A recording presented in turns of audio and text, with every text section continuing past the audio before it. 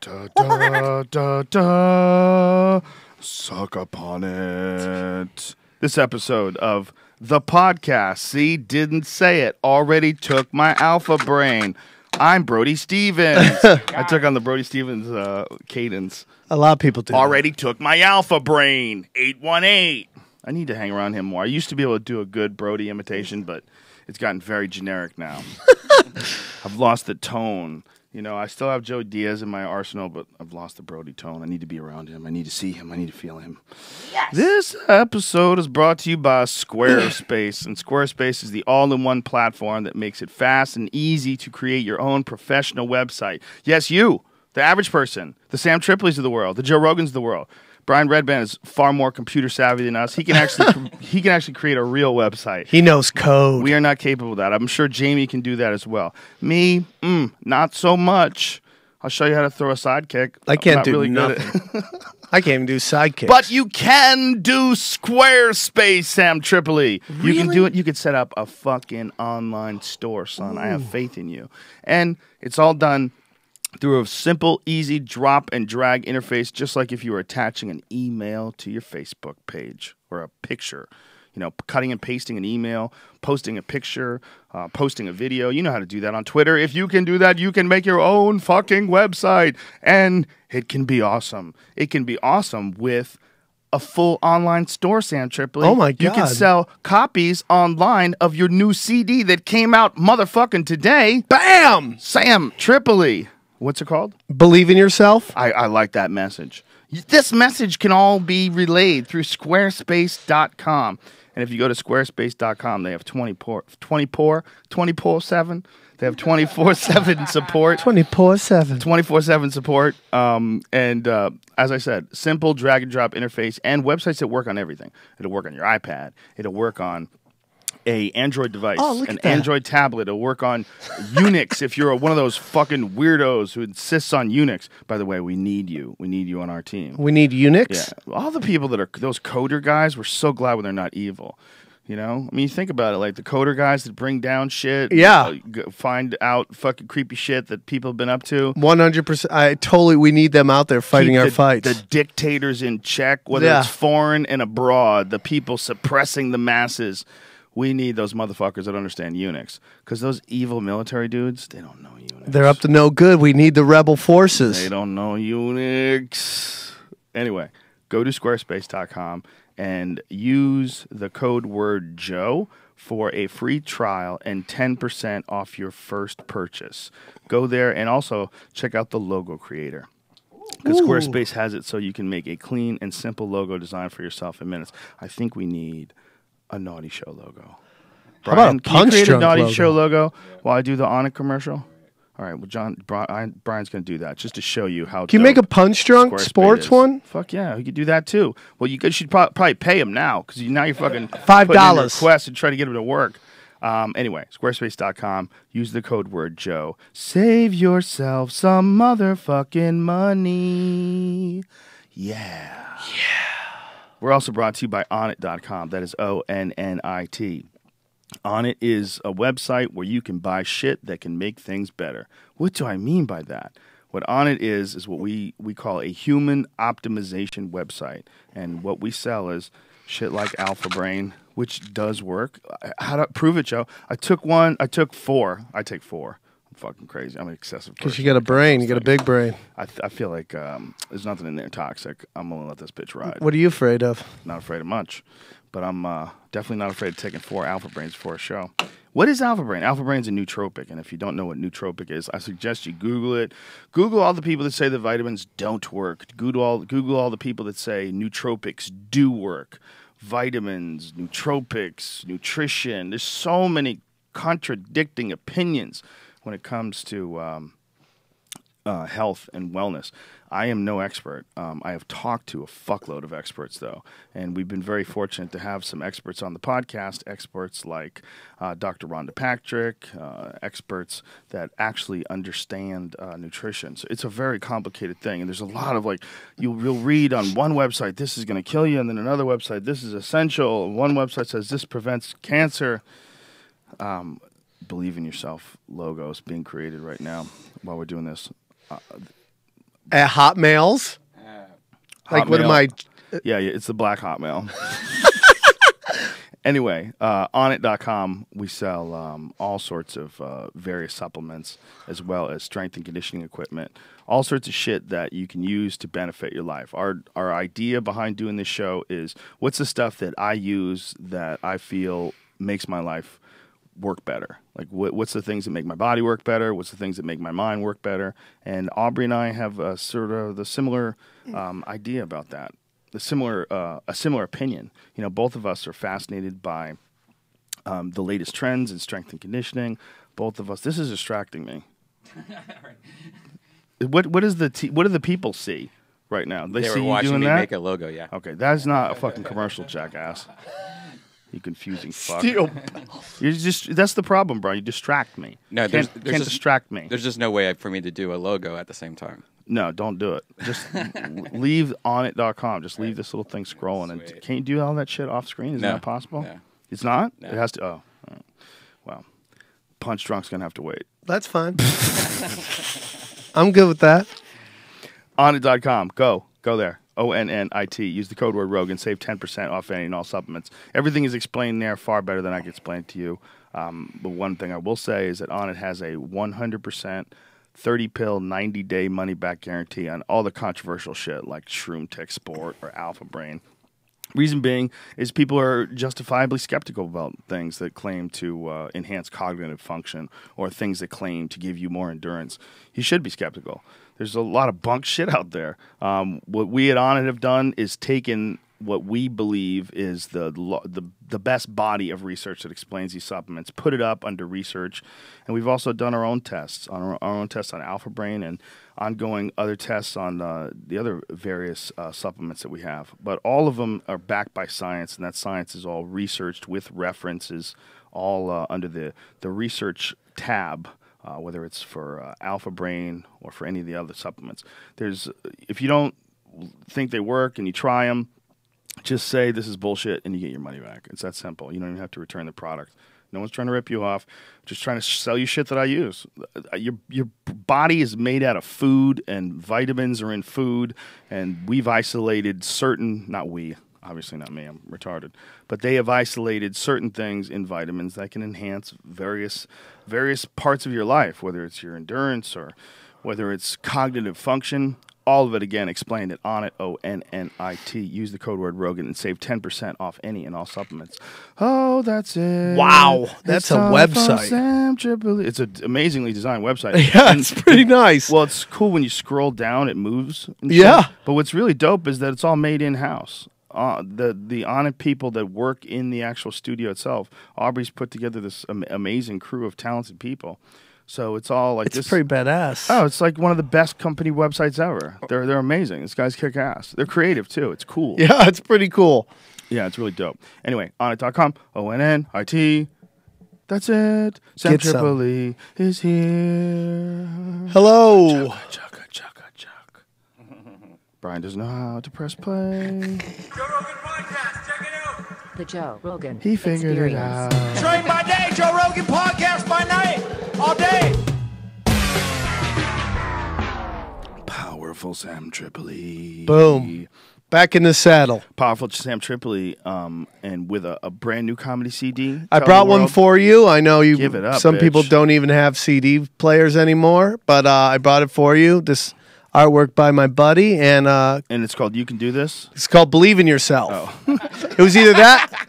It's either that or I was going to call it Shady Shit, but I didn't think iTunes would let me put that up. So Believe in Yourself is good. It's funny. Well, kind of, if you listen to the album, you get why I call it that. So it's like fun. Well, I know your material, so I would agree with that. Like thematically, it's good. Like it's sort of a fun, having fun with it, ironic sense. It just goes against the the feedback. People have already listened to it, really love it, and I hadn't put out a CD for a while, so I was like really excited to put this whole group of Hour of Power together, and I did at the Edmonton Comedy Strip, which is one of my favorite clubs to play, because it's literally the only club where I got off stage and 2 separate times the owners, one Tammy and one Rick Bronson, would pull me aside and literally go, dude, can you work dirtier?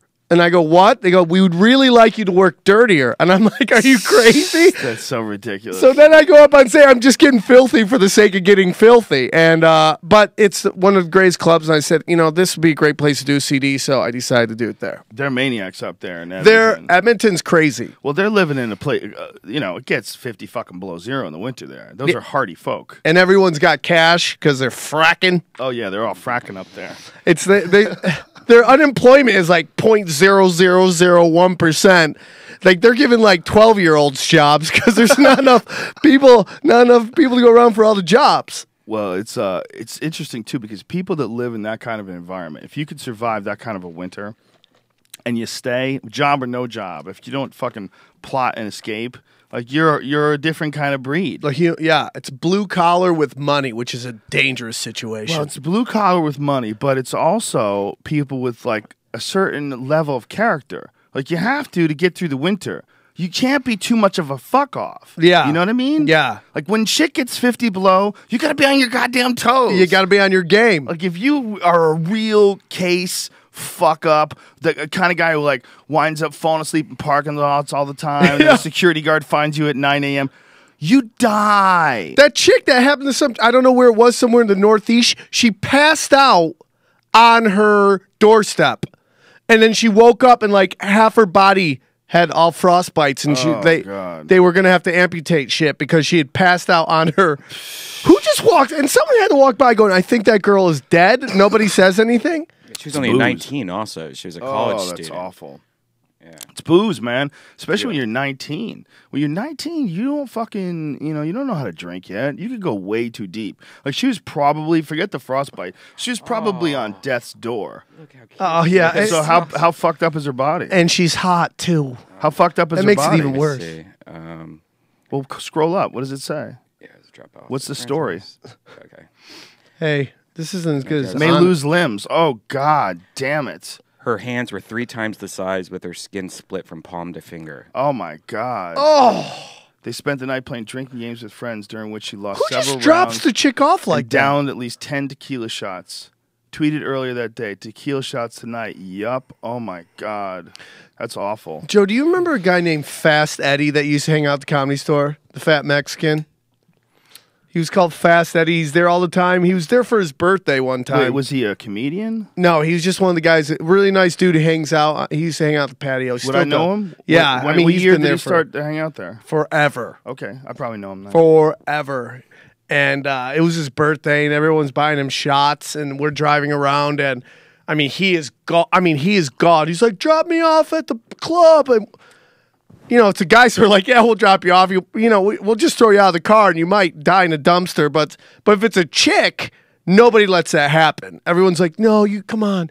You're too drunk. That's not true. Depending on what kind of chick it is. If it's a giant, mouthy chick who likes to fight, dudes will kick that bitch out of the car and hit the gas. Get your ass kicked? Yeah. Only bad people would kick anyone out of the car in the fucking winter. Right? Yeah. Oh, you have to be a really bad person. But a guy, you're like, okay, good luck. Or that guy's a total piece of shit. He's some loudmouth dude who wants to fight cops. Driving by on a road and fuck you, pig. Like, put the fucking window down, dude. What are you doing? We were driving, and I just heard my window go down. I go, what's up, Eddie? He's like, ah! And he just all down the side of my window, which is nice. They got outside the car and didn't just fill up my backseat with Mexican vomit. You ever hung out with a dude who doesn't have a whole lot of friends, but he seems like a cool guy, and you're like, man, this guy's pretty cool. I wonder why nobody's hanging around with this guy. Come hang out with us. And then the dude gets drunk and just becomes a maniac. Fuck you to the bouncers and fucking.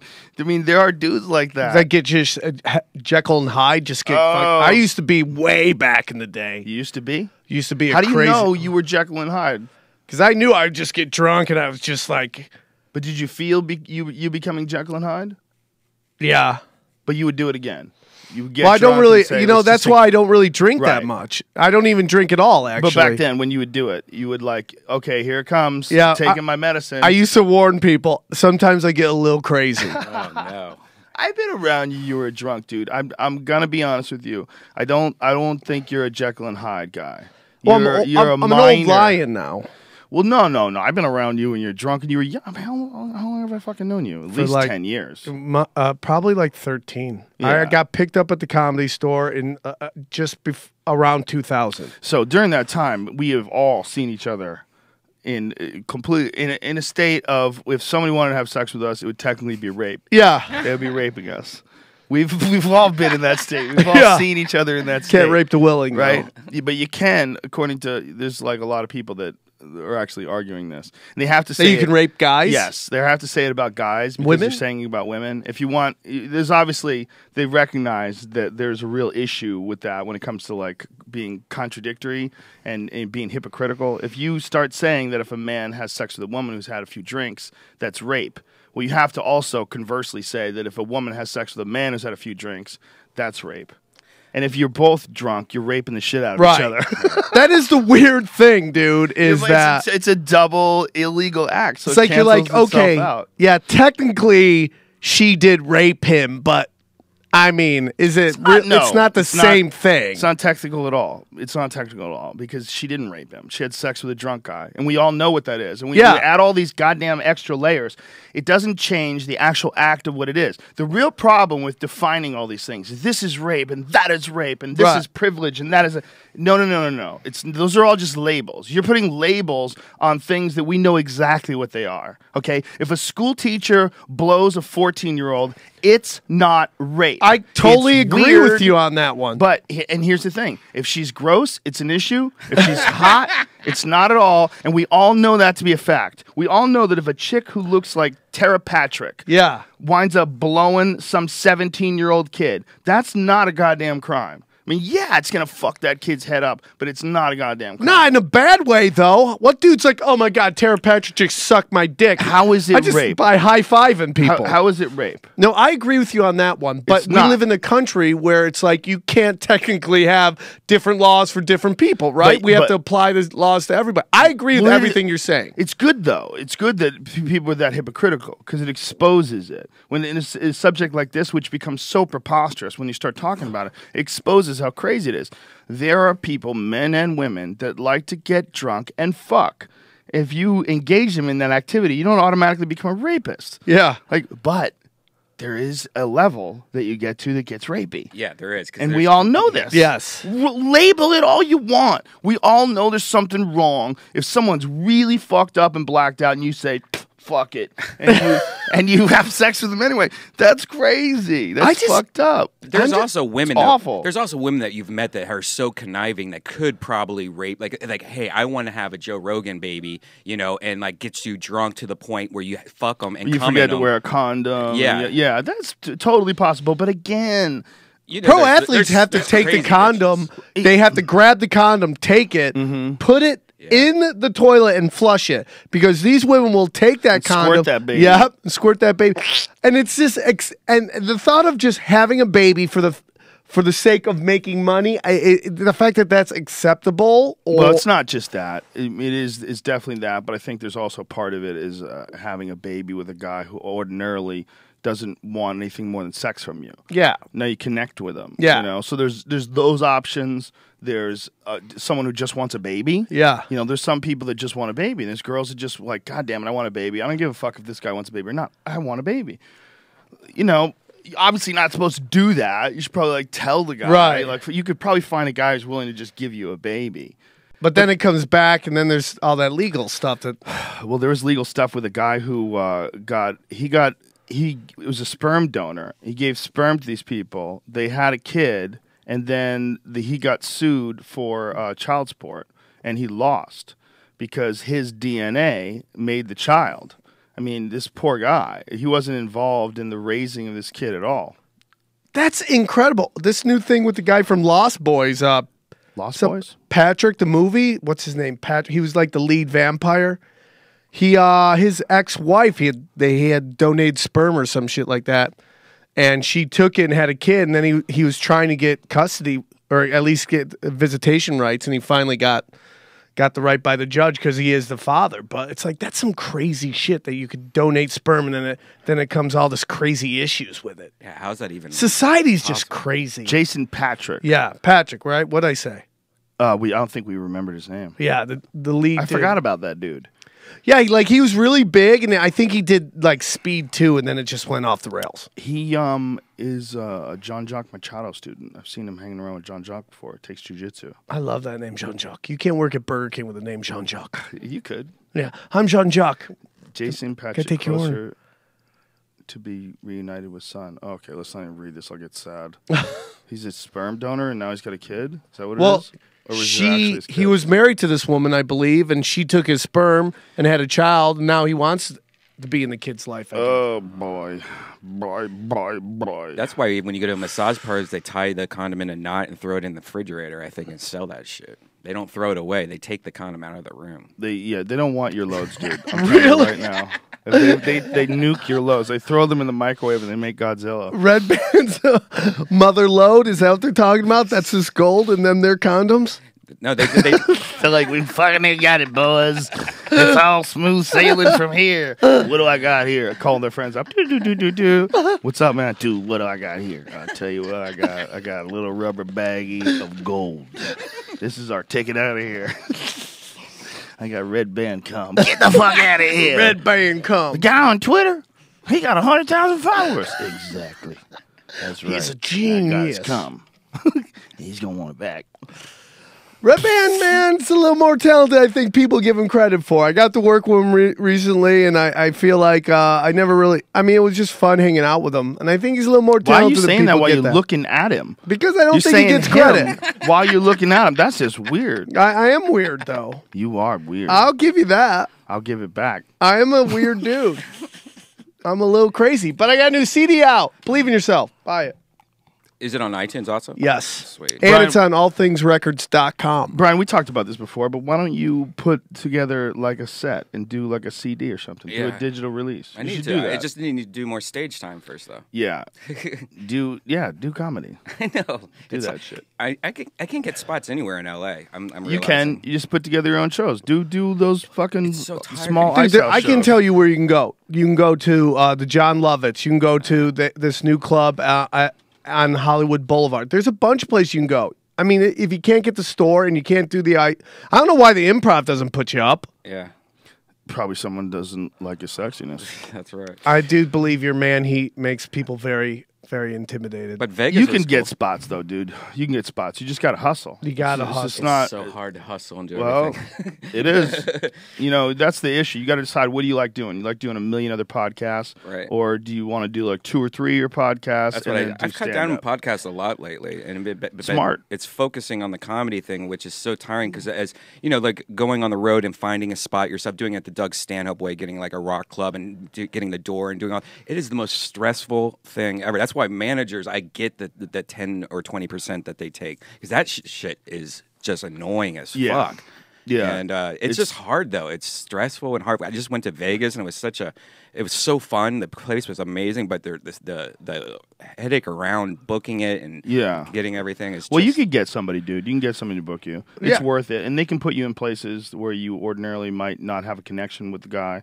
Have know, you tried might to not get be a able booking agent? No, I don't You even get know one. what to do. Well, you should get one like that. Other comics are doing it, and you're friends with a lot of comics. You know, it's not hard to do. But once you like start doing it on a weekly basis and really hammer it in, then the act like starts to take shape. It I've starts been to get blessed, life man. and Lately, I've starts been to- touring a lot, and it's totally fun when you just when you get to work on a joke and over again, and then all of a sudden you just riff on a new punchline. Now it just boom, boom, boom, and it just builds. And you know, because I'm trying to now write a new hour to finally shoot something. I've never shot an hour special. So you want to write an hour additional to that, and then shoot it in how much time? Well, I'm debating whether I do because I have another CD called Crime Fighter, and that material's really old, but do the best of this and the best of this new stuff I'm doing and then shoot an hour, or just do a whole new hour. You know what I would say? Do a whole new hour, because that way people could still find this stuff and they could still like tune into the old stuff. Yeah, I'm about 35 minutes into a new hour. I made a mistake once of not doing a totally new set because my set, like I had certain jokes that were just better between my Showtime special and then when I did my CD on Comedy Central, there was a couple bits that, I don't know how many bits, but there was more than one that crossed over that was just a better bit now and I just stuck it in anyway. Yeah. Because I was like, not too many people saw the Netflix one because Netflix in 2005 was in its infancy. Yeah. It was a completely different thing. But I regret that now. I probably shouldn't have done that. I probably should have just done totally new shit. But I had better versions of those bits. I'm like, God damn it, these are so much better. I saw your new special. It was on YouTube.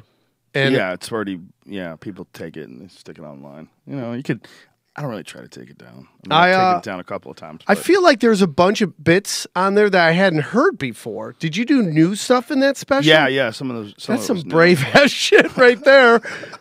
Putting out new bits on a special, I guess.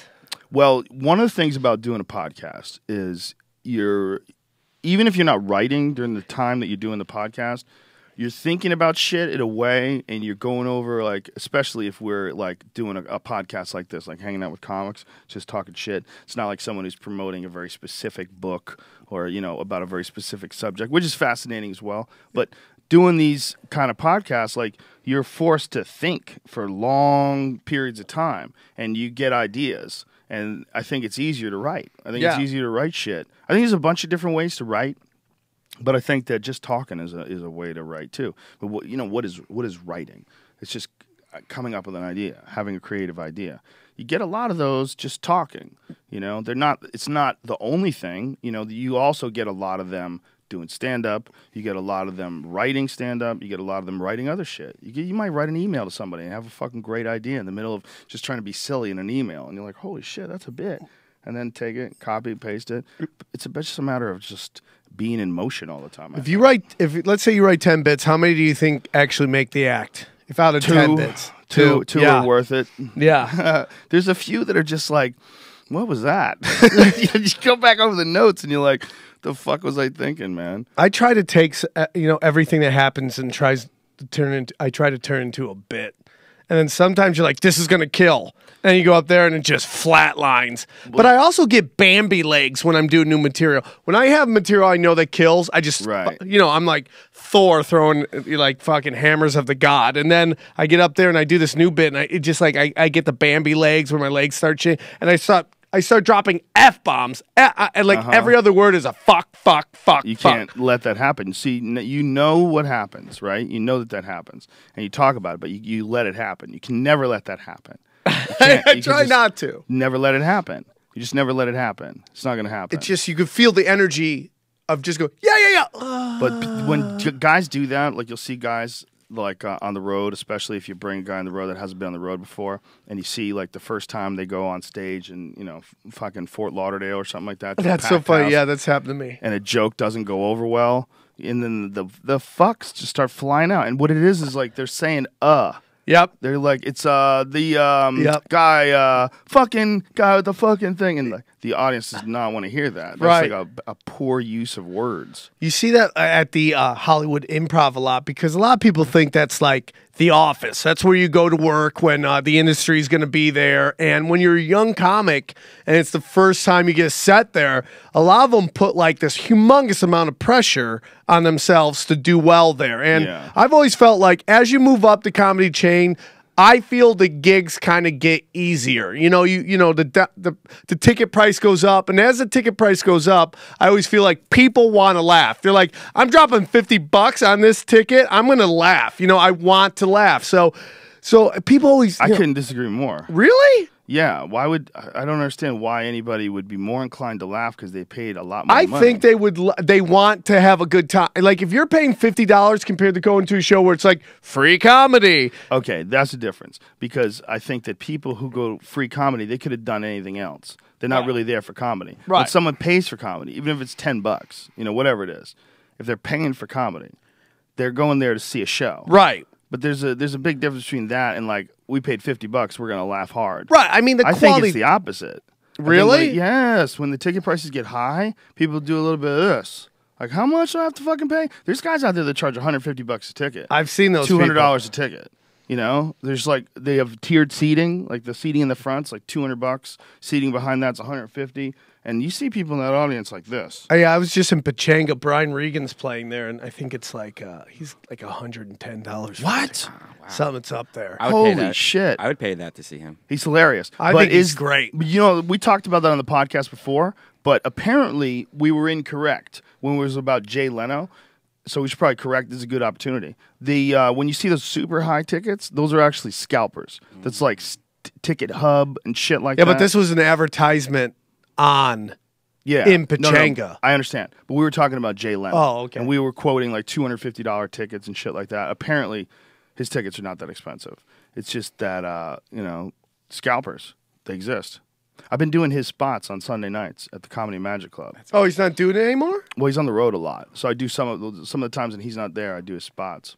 That's great. I think you being there is great That place because is it awesome. allows it to kind of shift the comedy a little bit. Well, they were talking about the differences in the crowds between my crowds and Jay Leno's crowds. It's pretty hilarious. I think it's great, man. Well, it's a good spot, man. I mean, the place has been there for a long time. But And I'll everybody chow goes down there. when I'm there, dude. The food? I Yeah. chow down. That's a good club, man. I mean, it's a club that's owned by a guy who really has a love of comedy. He's a great Mike dude. Lacey, I think he started that club. I think he bought it in 1978. I don't know if he started it or if he was the first. I think he was the first. But either way, it's like a goddamn museum. Stop blowing that stinky shit in the air. That stuff's gross. It's it's stinky, man. It's like spraying perfume in the air at Abercrombie and Fitch. What's It's it fucking smell gross. like? It smells bad. You don't Smells do like- those No. e-cigarettes? I mean, I Where they definitely eat? I don't want to smell it.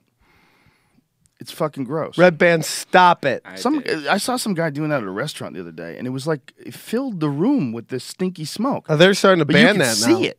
But I mean, you could see it all over the place, and people are looking around like, "Is that smoke? Like, what is technically what the fuck is going on? If I have to breathe your shit, We're in a What gray is that? area. Yeah, but it's not legal. Yeah. It's not legal, and people are still doing it in restaurants. And then nobody. It's like if you lit up a cigar in a restaurant, People go nuts. they would fucking beat your ass. Yeah. Somebody would kick you out. But this guy pulled one of these things out and started puffing it in a restaurant, and nobody did anything. It was like this weird state of mind. Like, are we breathing in smoke? It smells. It had like a strawberry smell to it or something icky. Yeah, It's but it's not. fucking It gross. not smoke though. It's vapor. But I don't believe that. And it If smells it's like just vapor, shit to him. If it's just vapor, okay, you tell me this. What's the difference between you inhaling that vapor and me inhaling that vapor? It's going into your body and you're blowing it out. So inside, when you're doing that, it's transporting the nicotine. So when it goes out into the air, isn't it also transporting at least some of the nicotine? If It has to if it be. is, it's so small and it's nicotine. It doesn't matter if you're Yeah, do you do forcing that? But what you can't say that because you're asking other people to ingest your nicotine. That's the whole purpose of making secondhand smoke illegal. Yeah, but I'm I not- think it's so small that you won't even feel anything. You Shouldn't can't be feel anything. It should be zero. It should Yeah. be zero amount of drugs that you could put in the air that affect other people. Yeah. I mean, that's not something we have to deal with. We don't do that as a. I mean, I guess we do. I was going to say we don't do it with our bodies, but I guess some No. chicks give off a fucking The perfume, or like when you're in a Right? mall and you go buy a candle, like a Yankee No, candle no, store. it's not That's like way worse. It's not than- like perfume. It's not like perfume. You're actually breathing in. I see it in the air. It's like when you blow that thing out, I can see it. It's a fog machine. I don't believe that. I don't believe that. I think there's some of them that are, but I think some of them, man, that shit lingers like smoke. Like there's some that you see it, like it blows out, and within seconds it's gone. It just disappears. But there's other ones that float around. Float in the air. And that's the thing they're saying about these e-cigarettes. They're saying, look, they're absolutely better for you than regular cigarettes. Are It's you done pretty with much- cigarettes? Health experts are saying this. But what they're not saying is all e-cigarettes are equal. And what they're not saying is that all cigarettes that are, using these little electronic mechanisms have the same mechanism, that they act in the same way. Yeah. So when you see what looks like fucking smoke, you're seeing a guy who burnt some tobacco oil. Yep. I mean, that's what it is. It might not be plant matter. It might be just the oil, but I feel like it's smoke. There's no regulated standards that everybody must have the same thing. Yeah, I'm not sure enough to really discuss It's the it. Wild West. But what I've understood by listening to people talk about it, the standards are very different. Like you can get like a blue e-cigarette. Like if somebody had a blue in this room, they're smoking it. I'm pretty sure that is just vapor. Like, that's all you're getting. You're inhaling this thing and you're puffing out just vapor. But when you buy one of those fucking fire hydrant-looking bitches like Red Band has... Those lightsabers? With a tuba thing. What are those flute things? What are those things called? Those like a flute. When you suck on the end of it, what would the mouthpiece called? Fluke. Oh, yeah, fluke. No, that's a fish. This thing. A fluke. F-L-U-K-E is a fish. Oh. Well, maybe it's a fluke and it's That's a fish a fluke and a as well? mouthpiece. I thought it was. This Could part. be. Look it up. Part right here. But I thought it was a flute. Wasn't a flue? F-L-U-E? That piece I thought was a fluke. But isn't that a part of like a musical instrument? Isn't Yeah. F-L-U-E? Yeah, and I think that's why they That's call the it. same thing because it's Okay, like well, it's, let's why we It's Google that- it it's that- time. yeah, it's that it's little- Google time. it's that little thing you put in like that little thing you put on the end of a wooden instrument. Like It's that. also a hot dog joint. You ever eat at Flukies? The many different words of the English language. Well, okay. Define fluke. The part of an anchor that catches the ground, especially in the triangular piece at the end of each arm. Under anchor. A barb or a barbed head of a harpoon, a spear, arrow, or the like, and either half of the triangular tail of a whale. Okay, there's another. There's an accidental, like there's a fluke, so it was a fluke victory. That's one. That was a fluke. Yeah, an accident or chance happening. An accidentally successful stroke, such as in billiards. It's a fluke shot in billiards, they say. The obscure origin. Okay. Fluke, like a guess. All right. Fluke Any of Perry. several Fluke Perry? No. Any American flounders? I used to catch those when we lived in Massachusetts. Used to catch summer flounders. They're called flukes. And any of a variety of other flatfishes. No, it doesn't say that. Now let's look up flue, F-L-U-E, because I think that's what we're thinking of.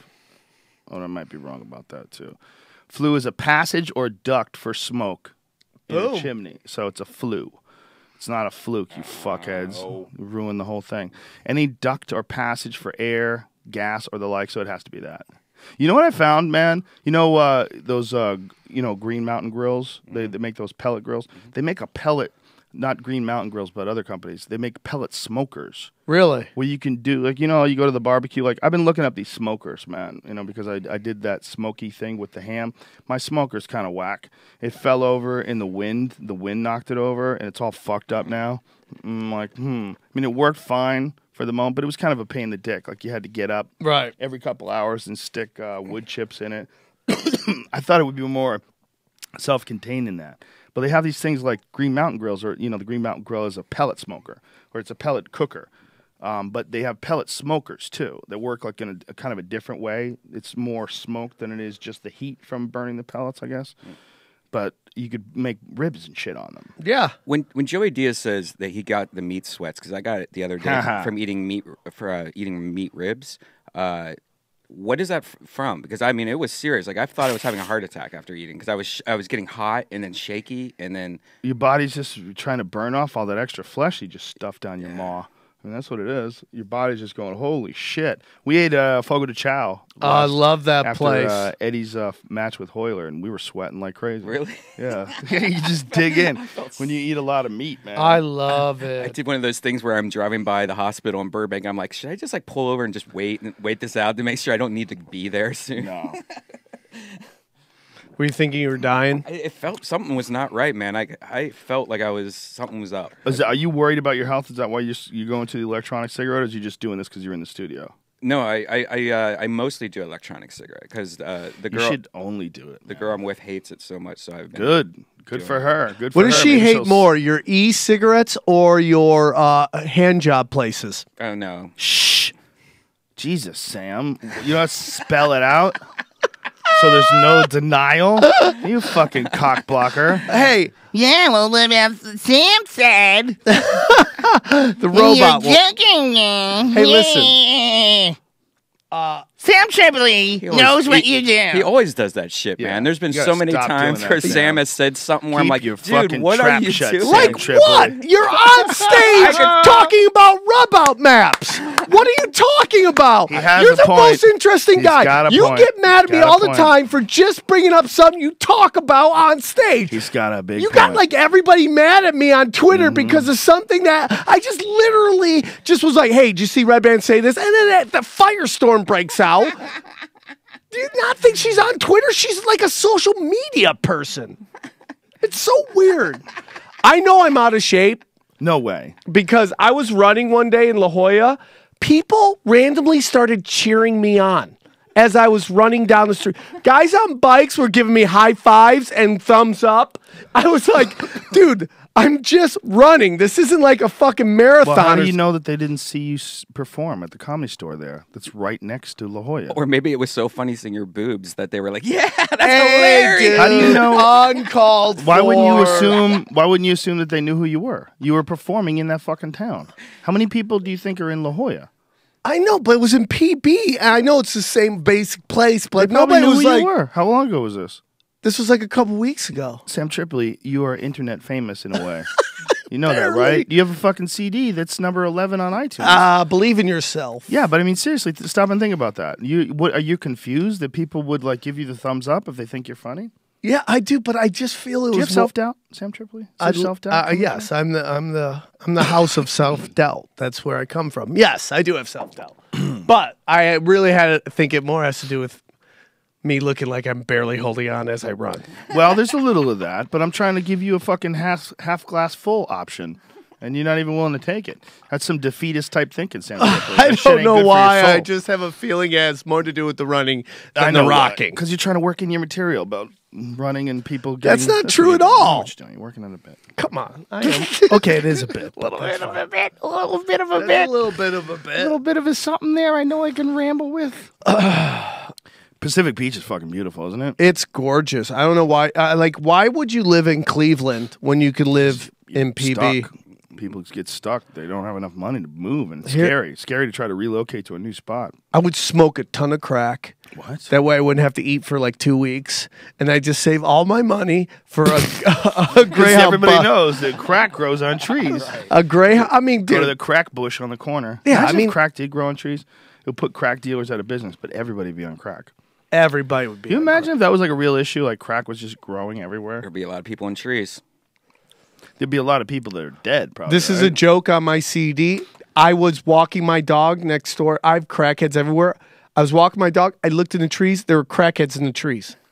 That's What a were they true doing in story. the tree? They were just hanging up out there, and there's like 5 crackheads in these trees. That's, you got good crack. It's like if you go by a pasture and you see big, fat, healthy cows. Yeah. That's some good grass. Those cows are eating good.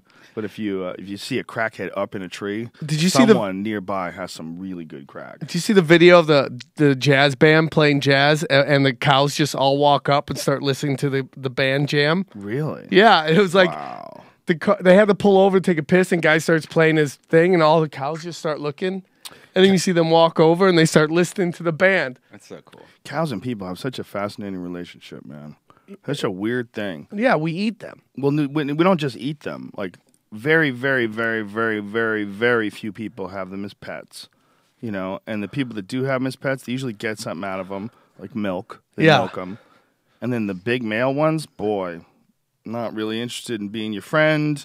You got to keep them the fuck away from people. You got to cut their balls off at an early age. And those are the ones you cook. Yep. You get your dairy off. What a fucking weird relationship that these animals have somehow or another like sort of developed and been groomed to develop to be these docile giants that we just pick meat from. Yeah. So strange. I mean, we've accepted it because it's normal, but if human beings, if the concept of eating other animals didn't exist, and then we started introducing the idea, we found a better way to get our protein than beans. In fact, if you eat animals, animal protein is high in omega-3 fatty acids. And we started extolling the virtues of murdering cows and eating them. People would be like, what the fuck are you talking about? What are you, crazy? man. You can't eat animals? What the fuck? You're going to Yeah. eat animals? But because we eat animals all the time, it's just no big Totally deal. acceptable. It's totally Mass acceptable. murder's fine. Well, and we just have this thing. Well, animals eat animals, and fucking they would eat us, which is totally true. Yes, they would. But it's weird. What I'm getting at is it's weird, and it goes back to what we were talking about living in Edmonton, because it's weird what people just get used to. It's weird that people get used to 50 below zero. It's weird that people get used to plowing themselves out of their driveway every day because it snowed 1.5 feet overnight while they were sleeping, so they have to get up 2 hours early just so they can get out of their fucking driveway and drive down that slippery road to a job that sucks. But people do it. They just fucking do it. They just accept it. They accept it. Just like, this is my reality. Cold as fuck. Even prison. That's where it gets really weird, man. People accept their prison reality. That's why they say that men become institutionalized. Like, I guess women as well, probably, right? If they're locked up for a long time, they become used to the community and the social schedule interaction, too. the schedule. They get used to that world. And when I say the community, I don't say it's like it's fucking great community. The great NBC show? No, I don't mean that either. Okay. What I meant was that it's like they get used to that sort of structure, that social structure. They get used to that world, and they're scared And when they get free, they'll commit like some stupid little crime to get locked when up. nobody gets hurt, so they get sent back. Yeah, that definitely does happen. There's a They guy should have the option, I think, to stay in. Look, I think if someone's gotten you to the point where you're so fucked up, you want to stay in prison and you don't want to be free, or if you are so fucked up and you have the ability to recognize it, like if you're a child molester or something along those lines, which, take away from the horrific act of what molesting a child is, it's fucking unbelievably evil. Disgusting And evil. But imagine, I don't understand like some people's motivations for things. I'm not inside their head. I could speculate, but I really couldn't imagine what it's like to be a child molester. Someone obviously can. Could you imagine being a person who does not want that in them? Does not want that whatever the fuck it is, that aberration, that fuck up, that horrible left turn in their mind that makes them want to molest kids, but it's there. And so, what if one of them was like, you know what, man, don't let me out. Just leave me in here. Leave me in here. I'm having a good life, or a good enough life. There was a story about a guy who infected women with HIV, and he had infected a bunch of them. Because he didn't believe he had it. He thought it was BS. And he just infected. Tommy Morrison was saying that, remember? But he went to jail, and this guy, they wouldn't let him out.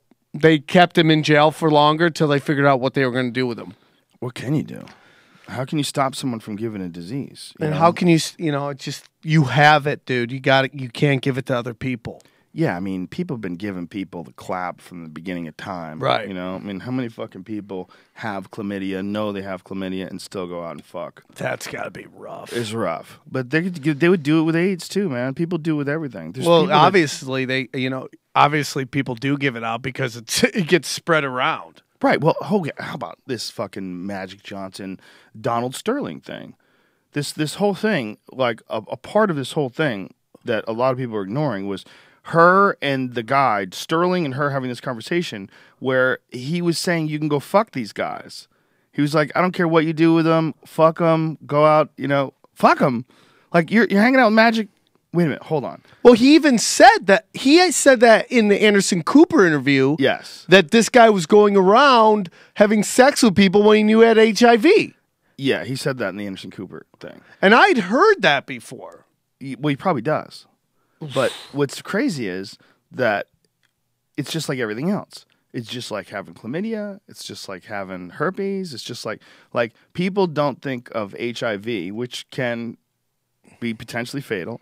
I mean, I guess less fatal now that they have a lot more drugs. I think eventually it's just going to be like diabetes almost, but you can give it to somebody. I think that's where it's at now. I think drugs for it forever. Yeah.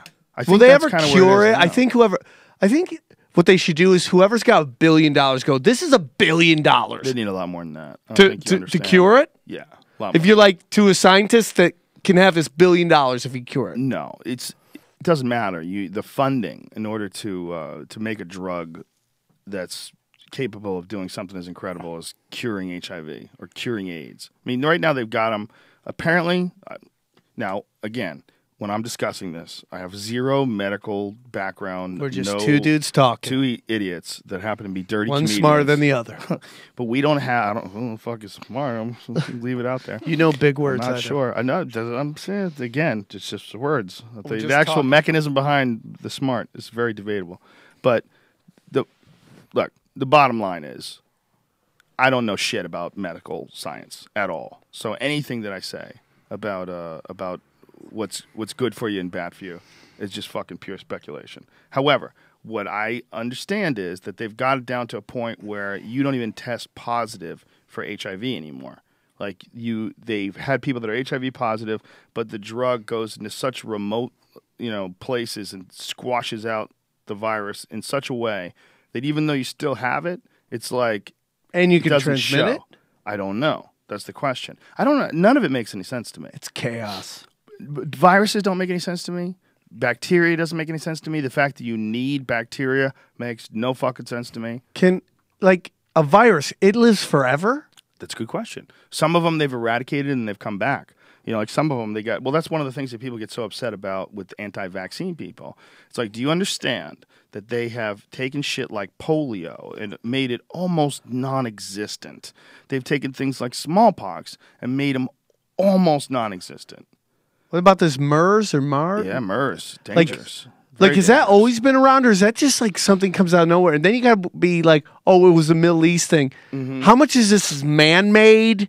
Well, don't get crazy. I won't. I'll stop. I'll pull back. Is a thing that people do, dude. And this, I do have a little bit of information about this because I did a whole special on it on that sci-fi show on infectious diseases, and I got a chance to talk to a lot of these guys. They're not making any new diseases. They don't have to make any new diseases. They have some shit, weaponized smallpox, that if they released, we're Fucksville. Yeah. And they had this stuff in mass quantities in Russia, and that's a fact. There's no need to make any new thing like MERS. MERS is not very effective because, look, it's not spreading. There's a very small amount of people have gotten it. They were talking about it years ago. It's a very dangerous and deadly disease once people get it, but there's not that many people that have it. It's a very small. I only think like 6 people ever have died from it. The problem is it's like half the people that get it. It's just. Is bird flu new? Bird flu's not new. All of these flus. This is another thing that I found out doing the show. They're almost all of them come from livestock. Whether it's a swine flu, whether it's the avian flu, bird flu, all these different flus, a shit ton of them come from the way people raise animals in factory and farm make love conditions. to them. No. Okay, That's I thought a there was a myth. lot of fucking going. Remember on. that was the AIDS one with the monkey? monkey. Sam Can Kinison. somebody fuck the monkey? Yeah, that Sam Kinison's bit on AIDS was like, at the time, it was so taboo and so wrong, but there's so much of it that was so fucking true and funny. The thing where he's like, he's like, Sam, they say Sam, AIDS is a heterosexual disease. Straight people die from it too. Name one! Name one fucking guy! Fuck you, it's not our dance! It's not our fucking dance! Like, that's a horrible joke. It's terrible and mean. Someone's talking But about so right. They went back and they watched Eddie Murphy's like Delirious or Raw, I forgot, and they were watching it with their kids. And then at some point he had to stop and go, listen, we don't talk like this anymore. Because it was like very raw and obviously. Well, not just raw. Like the difference between like a gay joke and an evil, like homophobic joke. There's a difference. And they used to that used to be pretty normal. Like an evil homophobic joke in the 80s was pretty normal. Like you could get away with it. Yeah. And now it's like, whoa. It's like you can't just shit on someone just for their sexual orientation anymore. Yeah, it's got to be an observation of it. Yeah. I mean, what is the line on that? Because I feel like some people think that if you just bring it up, it's homophobic, and I just completely disagree with that. Yes, I agree with you 100%. That the subjects are always going to be completely open. You can talk about anything you want on stage. People may or may not find it funny. The question is, do you find it funny, and can you find a way to relay it to an audience? If that's your intent, just finding humor in life, there's nothing wrong with that. And you could talk about any subject you want. But that's not what they were doing back then. They were shitting destroying on gay them. people, Yeah. destroying gay people. You remember when Sebastian Bach from Skid Row had that T-shirt on? Yeah. AIDS kills fags dead. Yeah. Yeah, man. You could find it. Pull up the picture. It was a huge controversy. It was like, why would you say that? It's so Like, weird. That is as homophobic as you can get. That's probably the worst. Well, it's just right up there with God Hates Fags, that Phelps guy that died recently. Walking around with a shirt on like that, like someone thought that was cool. It's cooler than not wearing that shirt. There it is. Is there irony lost in the way he's pouting with his gay lips and his fucking Farrah Fawcett hair? And just that whole group of that music genre was all dudes who tried to look like chicks. Yeah. You remember when you first saw the Poison CD? You're like, those are some smoking hot chicks. And your friend's like, dude, those are guys. You're like, oh. How weird. What a weird time in music, man. I blame Rob Halford. Because Rob Halford of Judas Priest, who was gay as fuck and cool as shit, and just, all-around bad motherfucker, he's such a bad motherfucker that he was wearing, like, obvious gay biker garb. And he got people to think that gay biker garb, like, on stage was something cool. Yeah, some manly shit. And because he was sort of closeted, you know, I guess it was understood in the industry, but they didn't talk about it, but he didn't hide it. You know, it was one of those things. He wasn't like Liberace, you know, back in the day. Flaming, constantly asking when he was going to get married. It was a different sort of a scenario. But Rob Halford he changed like metal. They all started dressing like that. They all started dressing like gay bikers. And I think that during that time, everybody got so perplexed. I think bad gay motherfuckers, just badass gay dudes, infiltrated the music business and got everyone to dress like a homo. Yeah. Everyone was wearing spandex tights and their cock was pinned tight to their pants. Makeup. Everybody looked like transsexuals. That's not for women. Like that flowing lock thing with the tight pants. Chicks like the Marlboro Man, okay? Yeah. They want a guy who's built like Don Fry, who's got like, they know he's got a six-pack under that like fucking cowboy shirt, but they don't want to see it on the outside. That's a guy thing. Like guys want to see like yoga pants on a chick. Yeah. Like a girl could walk down the street with yoga pants and a camel toe, totally acceptable. Yes. If a guy walked down the street with fucking ballet tights on and no shirt, Jesus Christ, is Hugh Jackman? That's not real. Yeah. No, it's not. Come on, that's not real. That guy's face is photoshopped. You're so full of shit. Is it? Look at that guy on the left. That's Tell me his not face is real. photoshopped. That's not Look at the real. lighting. The lighting is totally different. That's not real. They have their shadows are in the wrong direction. Hugh Jackman's shadow is coming towards us. This guy's shadow is going towards his left shoulder. That's Come on, not son. real. Get the fuck out of here. How dare you? Think that dude's HGHing? Probably, yeah, if he's smart. Shred it out, bro. We were, for whatever reason, Brian was obsessed with the fact that Hugh Jackman was gay. He wouldn't stop talking about it. His fucking hands were moving. He kept puffing on the glass dick. He was like, I hear Hugh Jackman's gay. No, there's multiple pictures of him holding hands with guys. Come on, son. There's multiple pictures of me with big black dicks in my mouth. Yeah, but I did. Are there? Wait a minute. Hold on a second. Wait, Back that up, because one of those look real. Go ahead. Go piss, you weak-bladdered son of a bitch. Who's the guy with the beard? He's a Wolverine fan. He's telling him how watching that movie made him cure cancer. That's what it is. So Hugh Jackman's the guy on the right. Let me see. Is he really holding that guy's hand, or is that a perspective that thing? looked like a perspective thing. Actually. Who cares if he's gay? But it's a weird thing. Like a chick can be gay, like a Jodie Foster, and everyone knows she's gay. She's out. It's all good. And she could play okay, that is super gay. God, what a sexy beast he is. That's frolic. He looks so big. But, you know, if a woman like a Jodie Foster decides to come out and, you know, proclaims that she's gay, that's not real either. Stop it. Just stop. Stop now. He's a woo, I lost my pants. What's this guy doing sucking my cock? I didn't plan this. A woman can still play a heterosexual woman, but a man has a really hard time. Unless it's that, the dude on How I Met Your Mother, what's his name? Neil Patrick Harris. Neil Patrick Harris is gay. Because he's so lovable. Yeah, well, he's not just lovable, but he plays a guy who's like a ladies' man on the show, which is quite hilarious.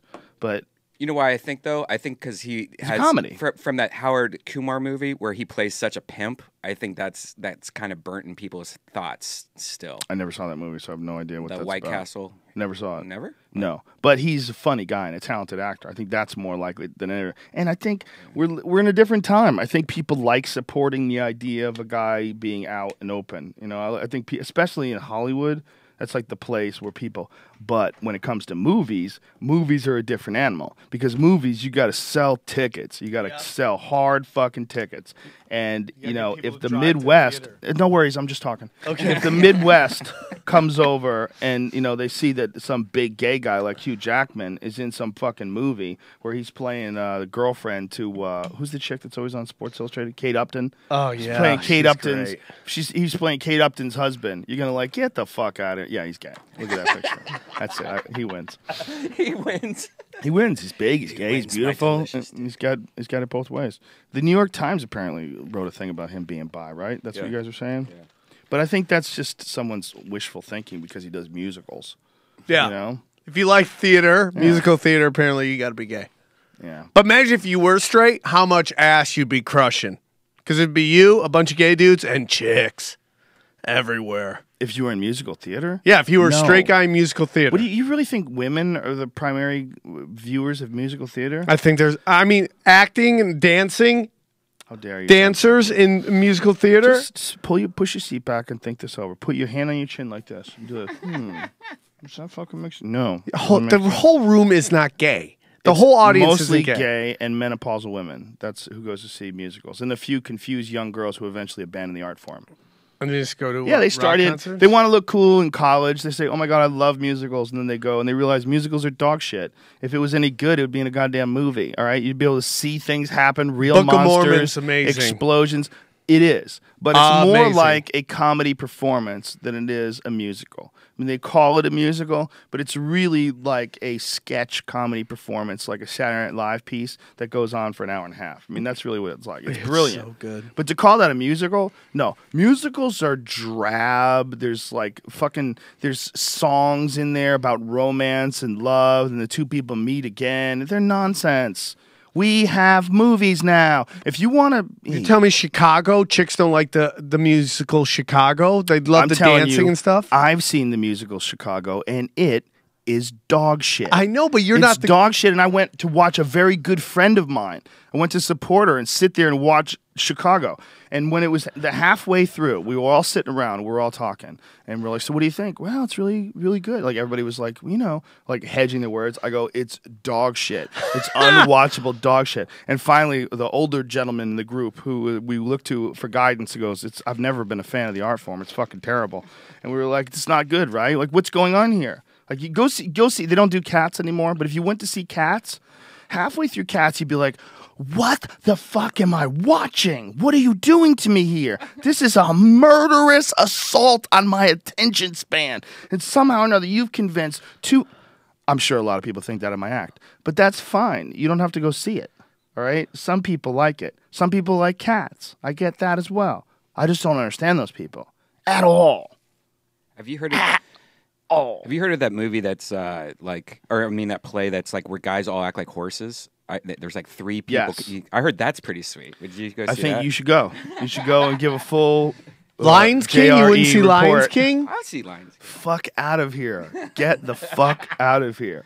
I saw Cirque du Soleil, and that was dope. Yeah, that was awesome. Cirque du Soleil is because it's like watching the Olympics with music. It's like you're watching people do shit that's impossible. Guys doing handstands, and they have like a woman like attached to their hand, and they're like supporting her. Like they have one hand on the ground, one hand up in the air that's holding a woman. You're like, how are you even fucking doing that? The guys, like, there's guys that are doing handstands on each other's arms. Unbelievable. It's insane. You feel so weak and feeble when you go to see, more so than going to see the UFC. You feel weak and feeble when you go to Cirque du Soleil. Because you watch them do things, and you're like, how long would it take me to even come close to being able to I can't do that. If I had those skills, I'd become a ninja. Didn't someone die recently at Cirque du Soleil? Yeah. They did, right? Or somebody, it was Ringling Brothers. No, it was both. It was Cirque du Soleil, and then there was like 9 people that died. I went and saw a show where circus the guy missed the thing, and he just fell, whoop, and the whole room was just quiet. How was he? He got back up, but man, Whoa. I'm sure he took a beating How off far did he stage. fall? Only like about 6 or 7 feet, Oh, I guess. That's still, man. That Jump from the ceiling. That would fuck you up. And That's like fall? about, how tall is that ceiling? Is it about 8 feet? no, it's At 8 got to be feet, more than Jamie? that. Like 10. 8, 9 to the drop Let's ceiling? go 9. Okay, let's go 9.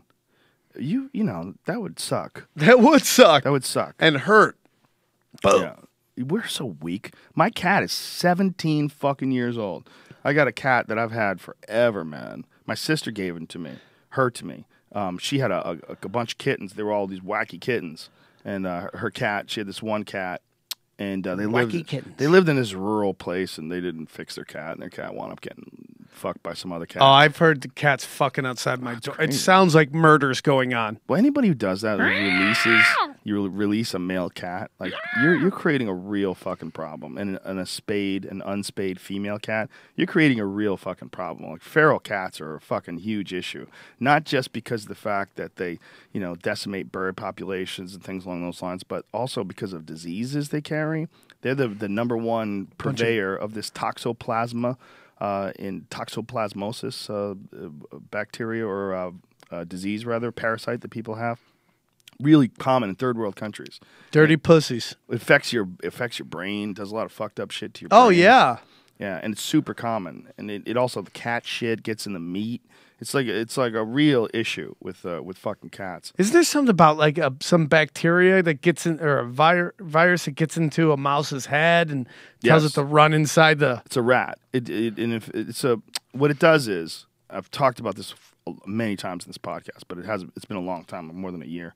The way it works is it rewires the rat's sexual reward system, and it makes the rat sexually attracted to the smell of cat piss, to the point where his testes swell up, and he gets he's in estrus. He's hurting. He's got blue balls because he smells this cat piss. Like Red Band on Hot Rod 5000? Like Red Band all day. All day. So he's essentially on a double dose of Cialis with an added acorns. It does a weird thing to their fear system. It hijacks their fear system, so they're not afraid of cats anymore. There's videos, pull up this video, Brian. It's toxoplasmosis infected rat chases cat. This rat is running after the cat, trying to get some cat piss. It's like running up to the cat's ass. It has no fear of the cats. So cats eat these rats, and then the cats get it, and apparently it doesn't really affect the behavior of the cats because cats are evil from the jump. They're evil from the jump. They're evil from the jump. It doesn't make them more evil. They're like the worst roommate ever. They're like, pick up my shit, feed me, I'm out of here. This is the video. These cats are like, what the fuck is going on? Now look, this rat, you can kill the language, but this rat starts going towards these cats, and he's like literally trying to get at their bag. Give me that butt. Look, that rat is not afraid of. He just jumped on that cat's back. Look how crazy that is. Give me that butt. Yo, dude, how crazy is that? That rat just jumped on that cat's back. They're not afraid of cats at all. Like, how does that even happen? Rats are gangster, man. They really are gangster animals. But why does that virus come around, or that bacteria, whatever it is, and how's that form, and how did it know to do that to that mouse and make that happen? And there's only one answer: Jesus. It is the Jesus, man. Jesus is the answer. It must be God. Why, Jesus? Yeah, well, look, God has a plan, Sam. He has a plan for that rat's in that cat's ass? Yes. There's people right now that are angry. They're angry. And you know why you're angry? Because what I'm saying makes you feel like what you believe is silly. And do you know why? Why? Wait for it. Because what you believe is silly. Silly talk. If it wasn't silly, I wouldn't be able to make you angry.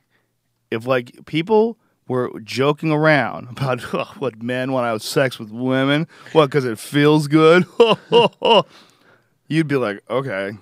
If that's the reason why heterophobic doesn't work. Like if homophobic people are looking at us like, ew, yeah, what do you fuck girls? Ew. What are you, a breeder? Ew. You'd be like, okay, you're just being mean. You're not hurting my feelings. I feel your mean energy, but this shit doesn't work. It doesn't change how I feel about life. That's what's going on, Sam. I get it, man. It's just weird. And I was talking about this on stage the other day about how is this a bit? Are you working on another bit right now? No, but I'm just saying that it goes along the lines of what you're saying. Is this there's all these people who are conservative morals and stuff. They don't, you shouldn't do this, shouldn't do that, because you've been told this over these years. But yet, over the last century or so, most of those thoughts have been debunked, meaning there's places where people allow what you're saying is evil and it's going to ruin society and society's going to crumble. People allow this to happen and it doesn't. Yeah. And so what are you saying about it? Because if like all this stuff where you're like, you shouldn't pay for sex, you shouldn't do drugs, you shouldn't do all this shit because it's against the God. Yeah, in Amsterdam, all that is legal, and there's not fires coming from the skies and flying monkeys teabagging everybody, and it's been proven that.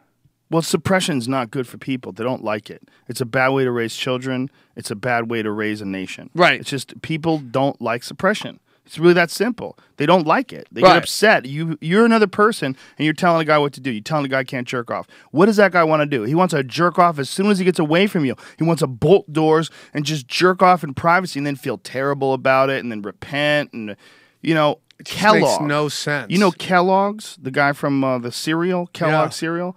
The reason you got to read this book, Sex at Dawn, by this guy, Chris Ryan. He's a podcast guest, fascinating guy. I've read that book. I've done a bunch of podcasts with him and Duncan Trussell. He's a really interesting guy. But one of the things that he set me hip to is like Kellogg's. You can find this online. Created cornflakes, created mild tasting food to keep people from getting sexually aroused. Said that he lived with his wife for like 40 years and bragged about never having had sex with her, but kept a male intern who would give him daily enemas. That's fucking Kellogg's. So think about that. Repressing sexual thoughts, repressing and actively repressing sexual thoughts, and yet obviously fighting off the gay tooth, claw, and fang. Right? Obviously fighting off the gay. The guy had a male assistant who used to give him enemas. That mustache is gay. He's gay as fuck. Bro. Look at that. That's a sit on my face, boy. Put a leather paperboy cap on him and no shirt and cut off jeans. Okay. You see it. Please do. Just let me do That's it right your project now.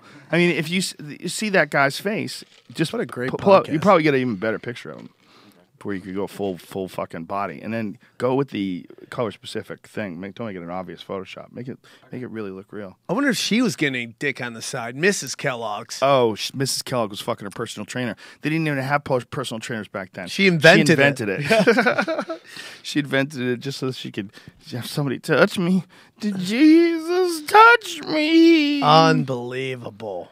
Well, that's people, man. People that are suppressing other people are usually doing it to try to suppress something in themselves. That's why a lot of conservatives, it's like you're lying. I think a lot. I'm not judging all, but it's like when you sit there and you say, oh, you shouldn't do this, this, and this. Most of the time you're doing this, this, and this. You just want to put laws on other people. Like, I go to Arizona a lot to do gigs, and it's a fun state to do gigs, but they have all these crazy laws.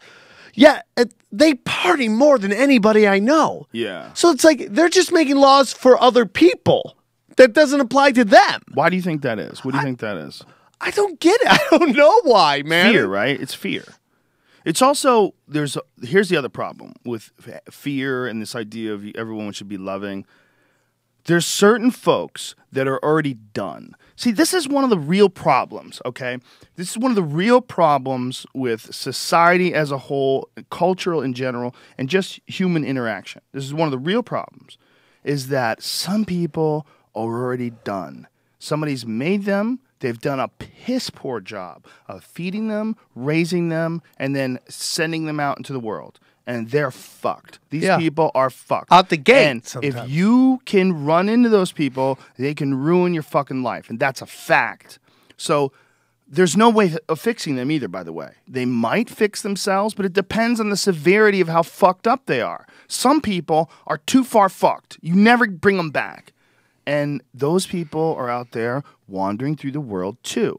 So when people see that and they see that you can't treat that with love, and some people say, well, you got to treat them with love. And they go, oh, you fucking liberals will ruin everything. And then you have this division between people that are conservative and that care, and then people who are liberal and care. And the liberal people think the conservatives are cruel, and the conservative people think that the liberals have, some idealized view of the world that doesn't work and only works because hard men are out there doing the bad deeds to keep the world safe, and they fucking support the troops on their bumper. Yeah. The real problem is it's a mess. It's huge. It's a mess. It's constantly changing, and it's going on all the time, whether you like it or not. When we sit in this podcast room for 3 hours and talk, there's murders and rapes and robberies and car accidents and lies, and there's just so many people that it's going on in some way, shape, or form. Someone's doing something fucked up. Yes.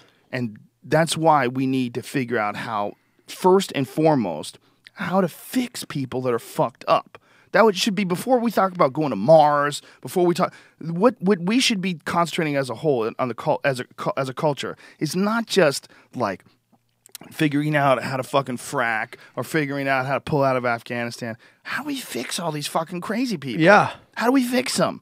Can you fix them? Could it be done with mushrooms and MDMA and electroshock therapy? Can we change their blood? Can we add artificial fucking genes to their system that induces empathy? Is there a way? If there's not a way, then we're always going to have this vicious cycle of dealing with shitty people making more shitty people fucking shitty people up, people dealing with people who fuck them up, their whole life in therapy, their whole life, constantly talking about the abuse that happened to them when they were young because it's defined them as a person. Yep. And I also feel that there's so many people making money off of shitty people. The drug war, the privatized prisons and stuff like that, that you're fighting against this group who it's not in their best interest that these people get fixed. Yeah, well, it's like anything else. Anything that comes along, even if it's a legit issue, like global climate change. The real issue that a lot of people have when it comes to global climate change is when you see a guy like Al Gore who's made a fuckload of money off of climate change, and people start saying, oh, it's a business. These guys, they have a vested interest. There's thousands and thousands of people. Like, yes, but still, the climate is changing. Right. But yes, people are making money off it. But it doesn't mean that it's all bullshit. Like, there's a lot going on here, man. It's like almost everything else in life. It's not a black and white issue. There's a whole lot of different fucking things going on. There's people that are bad, and then there's a problem, and then there's people that are bad that profit off of a real problem too. Did you watch the last Vice or 2 Vices ago when they were doing about the drought in Texas? Oh, I didn't see that and one. People were just praying to God for this, and then they bring, do you believe in global warming? Nah, not really. But then they would have singing hymns to God to... It's just so interesting about how, like, people have manipulated other people to believe in their best interest. When you're like, it's like... Well, it's not just that, though. It's also voluntary. I've seen people that want to believe that the world is not changing temperature. I've seen people that want to believe in global warming simply because it's like the conservative viewpoint. They're like, oh, come on. Right, because they've been told that from the top.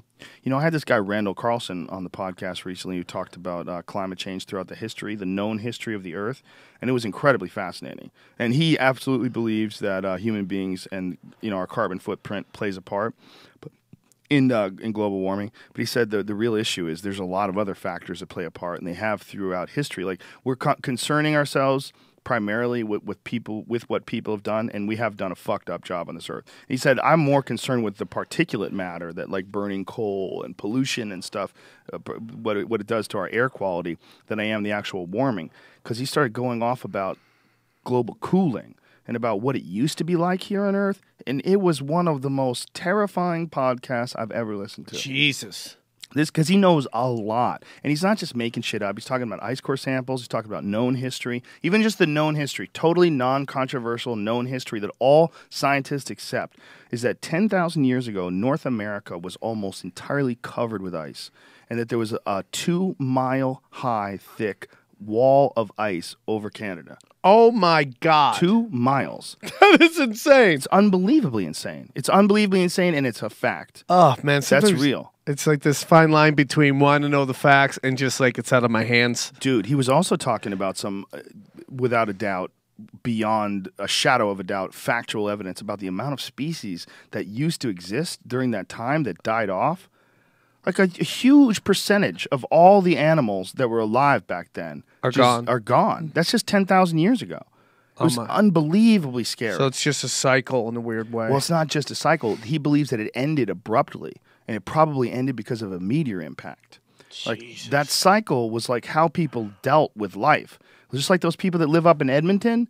You know, the people that were in a place like Canada, there was nobody there. Yeah. The reason why there's so few fucking people in Canada and they're so cool is because they've only been there for a couple of 100 years. Everything's fresh and new, like a new chick. Yeah, there was fucking nobody there. There was Native Americans. You know, some of them had ventured up there.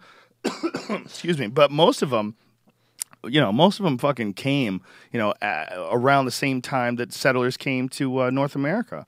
You know, the Columbus days. That's most of the people that wound up settling up there in Canada. Before that, man, not much. And why is that? Because a few fucking thousand years ago it was under ice. 2 miles. Giant glaciers. Dude, when I was there, 3 feet dropped the day I flew in. Dude. Of snow. I'm no like, joke. this is insane. Like giant walls of snow in between each lane as you're driving, where there should have been like traffic little things, man. Boom. Just giant walls of snow. And occasionally polar bears. And occasionally polar. I haven't seen one in Edmonton. Well, in Edmonton, a woman was working on a rig recently. She got killed, eaten alive by a black bear.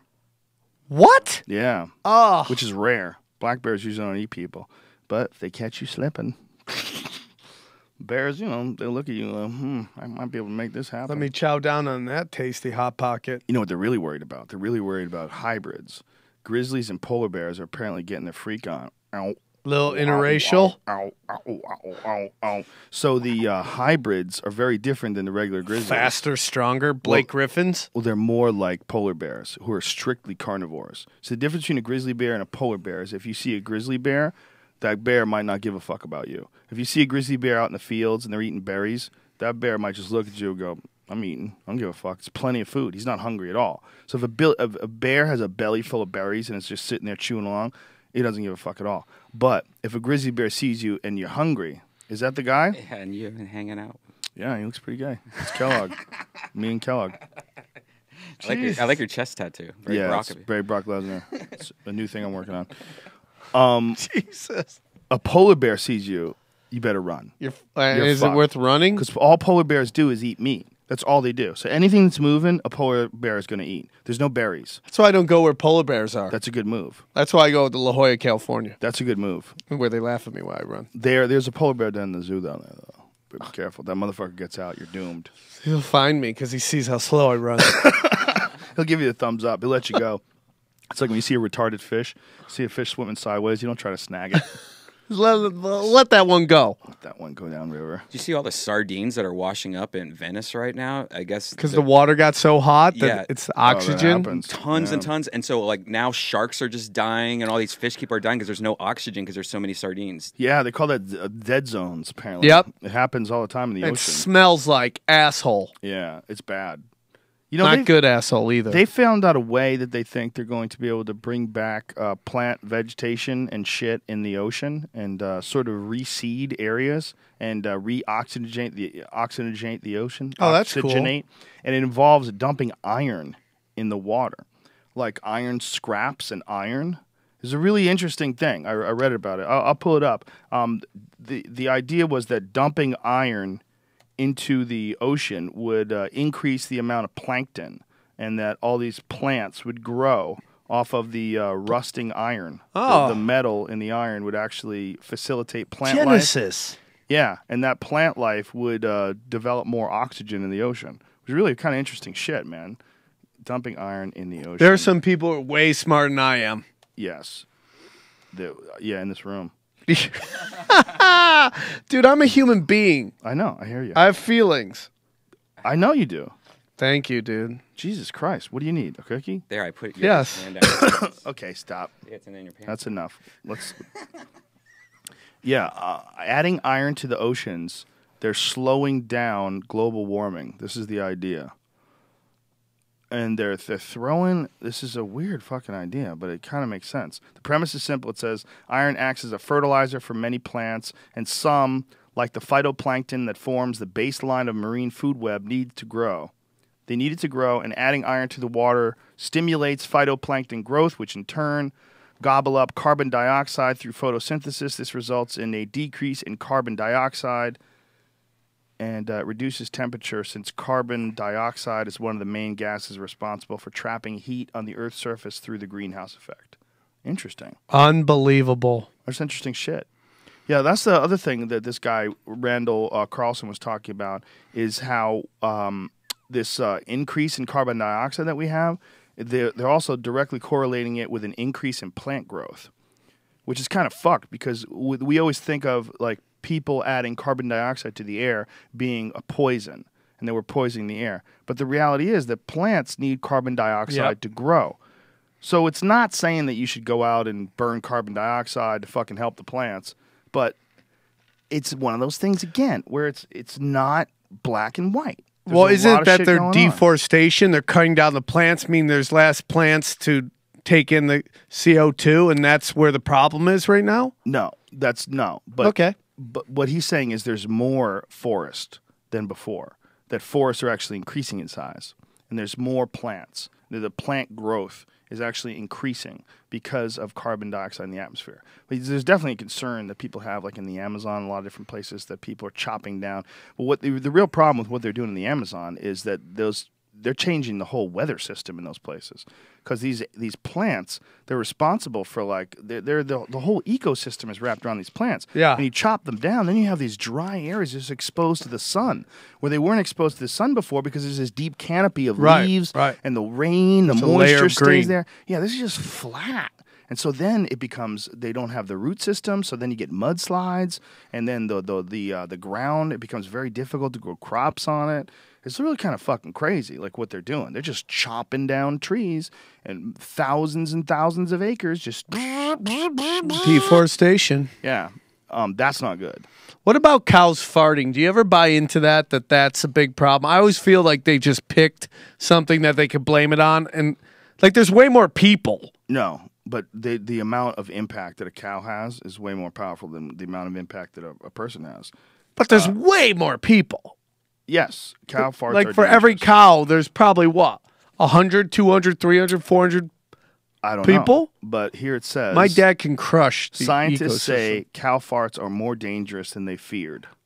This is true, man. There's a real study. Study has revealed that the amount of methane, a greenhouse gas 20 times more potent but far less prevalent than CO2.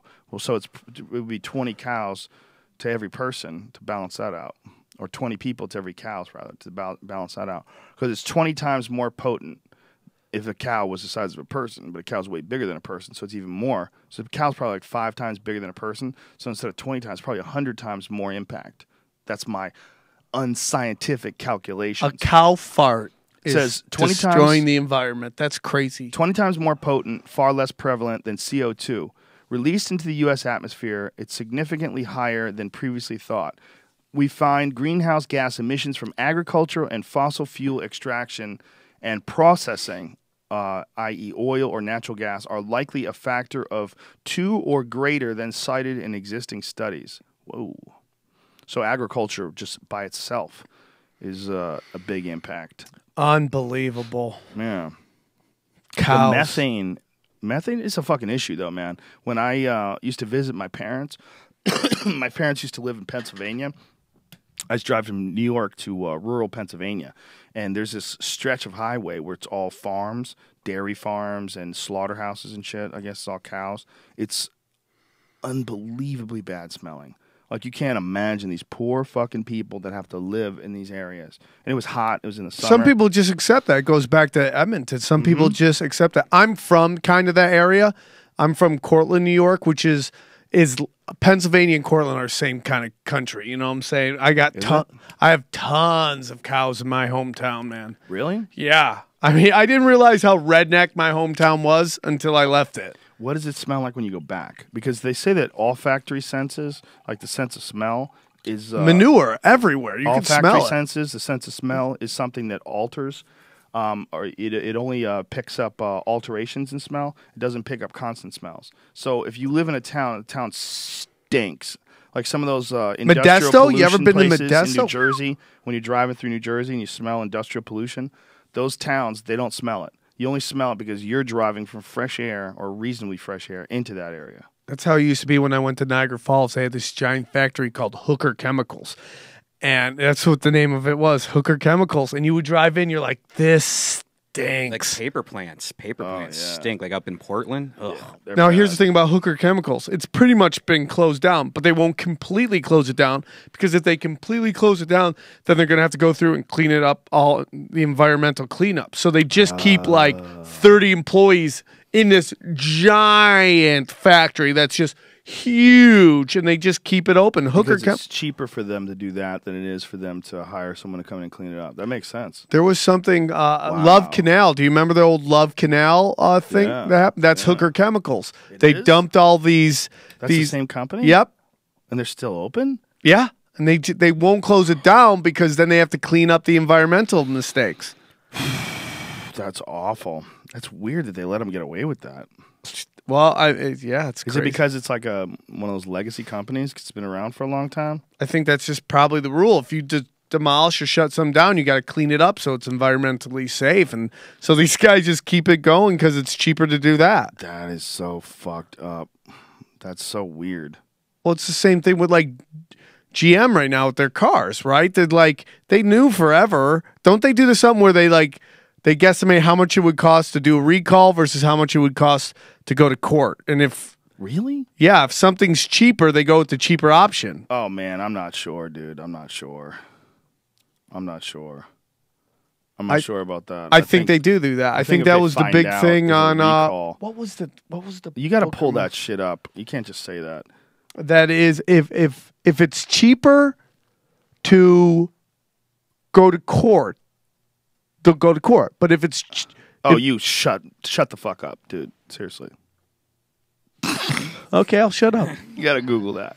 You can't say that. You can't say that when it comes to cars, man. Everything comes to any major corporation. They'll do what's going to cost us more, a recall or going to court? If a recall's cheaper, they'll do that. If court's cheaper, they'll go to cheap. I've heard it. I think you can't just say that. When you say something like that, like you got to really know what you're saying. I do. But you're saying GM. You're saying like a specific company. Yeah. Like somebody might have gotten in trouble for some sort of recall, but it couldn't have been a safety issue. Google that. Okay, I'll Google it right now. Somebody Google it. GM. Am I saying okay? Avoids recall. Google whether corporations decide whether recall or court is cheaper. They go with the cheaper option. Can you do that? I'm doing that right now. It seems like it's from a movie because I remember something like that. Like right now, there's not enough people that are having the problem, so we're not going to worry about it. Yeah, they guesstimate if it's cheaper for them to. Yeah, but you can't just say that. Here's the problem with just saying something like that. You have to really know what the fuck you're saying. You got to really know what you're saying.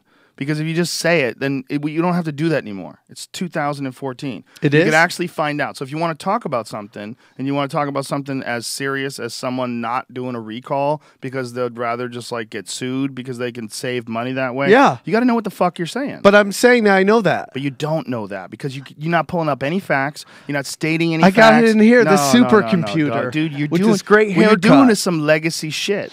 You don't have to do that anymore. You have a fucking iPhone. You know how to get online. The battery's dead. Oh, well, plug it in, son. Well, it's the old one. Oh, well, you fucking cheap bastard. Get a new one. I'm going to go get a new one when I get done with this. Well, I'm sure there's been some problems with oversight. I'm sure there's been some problems with recalls.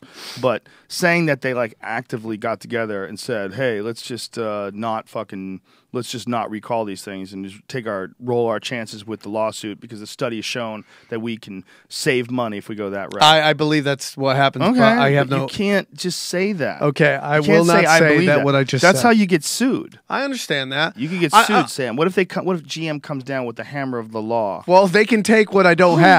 Why would you say that? You have a number 11 on the fucking iTunes charts right now. It's called You Can Do It. Sue me for the move. Believe in yourself. Believe in yourself. Go, Rocky. Win, Rocky.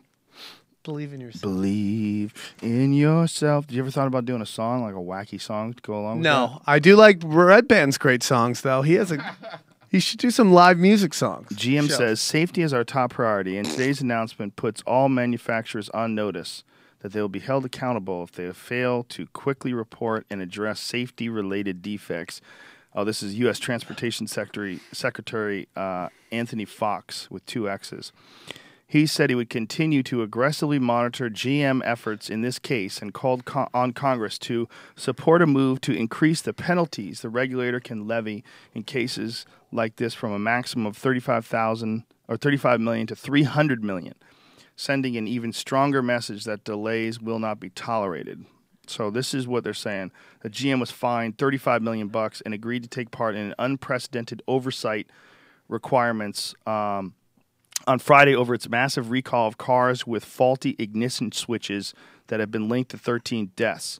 The U.S. Department of Transportation imposed the record civil penalty for the automaker's failure to report a safety defect in the vehicle to the federal government in a timely manner. So they didn't report it in time. What does that mean? Did they find out that it was bad and didn't report it in time? Have you seen John Oliver's new show? But hold on a second. We should figure this out because we've been talking about this for a while. Yeah, it has something to do with that. Well, go ahead, talk. All right, well, here I found an article to help you out, Sam, on justice.org. There's a They All Knew and Failed To PDF. It's called They Knew and Failed To. And these are true stories of corporations that knew their products were dangerous, sometimes deadly, but they failed to do anything about it. And one of the things it says is a car company that discovers that if it does not spend $11 per car to fix a defect, hundreds of people will be horribly burned and decides it would be cheaper to let them burn. What company did that? I don't know, but it's on justice.org, though. There's a whole PDF. But wait a minute. We got to read that. It actually says that? Yeah, right here. But what company? A car company just says a car company? And it goes through all of it. Like here's medical devices, like heart defibrillators. That what is the title of it again? It's called They Knew and Failed To. True stories of corporations that knew their products were dangerous, sometimes deadly. So as far as this GM thing, it looks like they definitely fucked up. Well, you know, the reason I brought up John Oliver because he was talking about these memos in which they would tell their employees words they could not use, and it's crazy. Like they knew that these were death traps.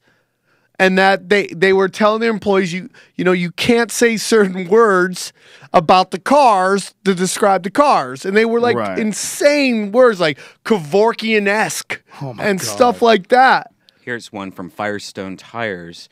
I guess that they knew their tires were bad? Yeah. I remember that too, I think. Whoa. They finally announced, they knew about it in 1997 and then finally announced it in 2000s. I think that was a different era. That sounds crazy, but 1996, 1997, like comparing that to 2014, I mean, I know that was only 20 years ago or 18 years ago, but isn't it fascinating that might as well have been 100 fucking years ago? Because that was all pre-internet. Especially in terms of the internet. Ford Pinto, remember the Pinto when it used to blow up all the time? Oh, yeah. They found out, they actually had a chart where it says that 180 burn deaths would be $200,000 per death, and then they just added up how much it would cost to recall $11 per car with looks like 11 million cars. So they calculated it. Also, they calculated severe burns, serious burns, 2,100 burned vehicles, and it all came to 49.5 million. But if to recall, 11 million cars came to 137 million. Yeah. Oh my God. Guns. That's unbelievable. But the whole thing was that GM was training their people, their employees, how to answer these questions, how to deflect, how to do all this stuff because they knew they had a faulty thing. And when was this? This was when they discovered the faulty part in their car. Yeah, the actual thing was an ignition switch that disabled the airbags. In the Chevy Cobalt and the Saturn Ion. Didn't you have a Saturn Ion? What do you have? Did you have one of those a long time ago? A Saturn something? Oh, a Saturn L200. Oh, and the Ion and the Cobalt, they knew about it for 10 years. Ooh. Chevy Malibu. General Motors knew for several decades that the placement of the fuel tank in the Chevy Malibu created a big risk exploding in the event of a rear collision. So for a couple of decades, they knew that was. I never even heard about that with the Malibu. I always heard it with the Pinto. That was like a joke. Yeah. That the Pinto would blow up. That was a fucking joke. I remember that. I saw someone use the Pinto as a punchline the other day, and I'm like, dude, nobody gets that. Gets that reference. A hipster ironic. Yeah. One. At this point, it's kind of hipster ironic. It's like old Milwaukee Pinto. beer. Yeah. Yeah. So I mean, that's just craziest when people start picking cash over lives. That makes it sad. Well, it's just fucking evil. Now that paper that you saw, that was an internal paper? Is that what that was? Yeah, this is actually from court records where GM actually decided that they could have up to 500 fatalities per year. Each fatality is valued at $200,000. There are approximately 41 million GM automobiles currently operating on the U.S. highways, and so they were like, doing the math. Okay, but were they doing the math about a particular issue? Chevy Malibu, yeah, that Malibu tank. that blows up. The fuel tank. My God. Yeah. That's so awful. I don't want to ever buy a Chevy again. But I don't want to ever buy a Ford again either, because the Ford fucking Pinto, it's not the same people anymore, obviously. Obviously, it's a totally different group of people, but still, it's like, okay, what is it? What do we, do we recall, or is it going to be cheaper just to go to court and deal with lawsuits? And that's what sucks. It's kind of like, it's kind of like one of those things that I don't think is going to be around in the future. I think with like WikiLeaks and shit along these lines, like you're not going to be able to get away with that. You're not going to be able to get away with saying that someone's life is worth $200,000, and so we have X amount of dollars invested here, and we would save $50 million if we just let these people burn. Unbelievable. Like they should hang them by their ankles in a fucking room filled with rats. Do you think there's a level of like psychopath that you have to get to be like super high up in a corporation where people become just numbers? I think people definitely can justify a lot of shit. Like you have to detach from humanity and look at people as numbers and resources and all that, whether it's super high up in military, super high up in corporations, any corporations. I'm not just saying like, oil corporations, even just like high up in entertainment. Like, it's like sometimes... Well, you don't have to. No, you don't have to be there. But definitely a lot of the people that get there are. Yeah. But I think that's all, a lot of that is going to be in the past. I think it's still going on right now to a certain extent, but transparency is making it more and more difficult to get away with shit like that. It's going to make it more and more difficult to hide what the fuck you did. And when we're talking about things like this, I don't think you can hide this anymore, man. That's why, going back to what we're talking about, all the hackers and all that stuff. That's why, like, when this net neutrality stuff is coming up, I'm like, I just don't think the hackers will let that happen. Well, they're going to have to for a while, but they're already fighting back. One dude hacked into the SEC, right? That's what it is? FCC? No. Federal Communications? Yeah. Is that what it is? FCC. Are they responsible for the internet? Yeah. Yeah. Well, they're the ones making The net neutrality. whether they're going to let Time Warner and what was the other one? Verizon, whatever one's going to be huge. AT&T is about to buy DirecTV. Yeah, and they're freaking out about that. Fucking crazy assholes. But doesn't that go? Who does that go back to? Was that Clinton that just made it so that they could consolidate more? I don't know who did that. But the point about what they're doing with the FCC is that these hackers attacked the SEC's website and turned the FCC website down to 28.8, like an old school 28.8 bit modem.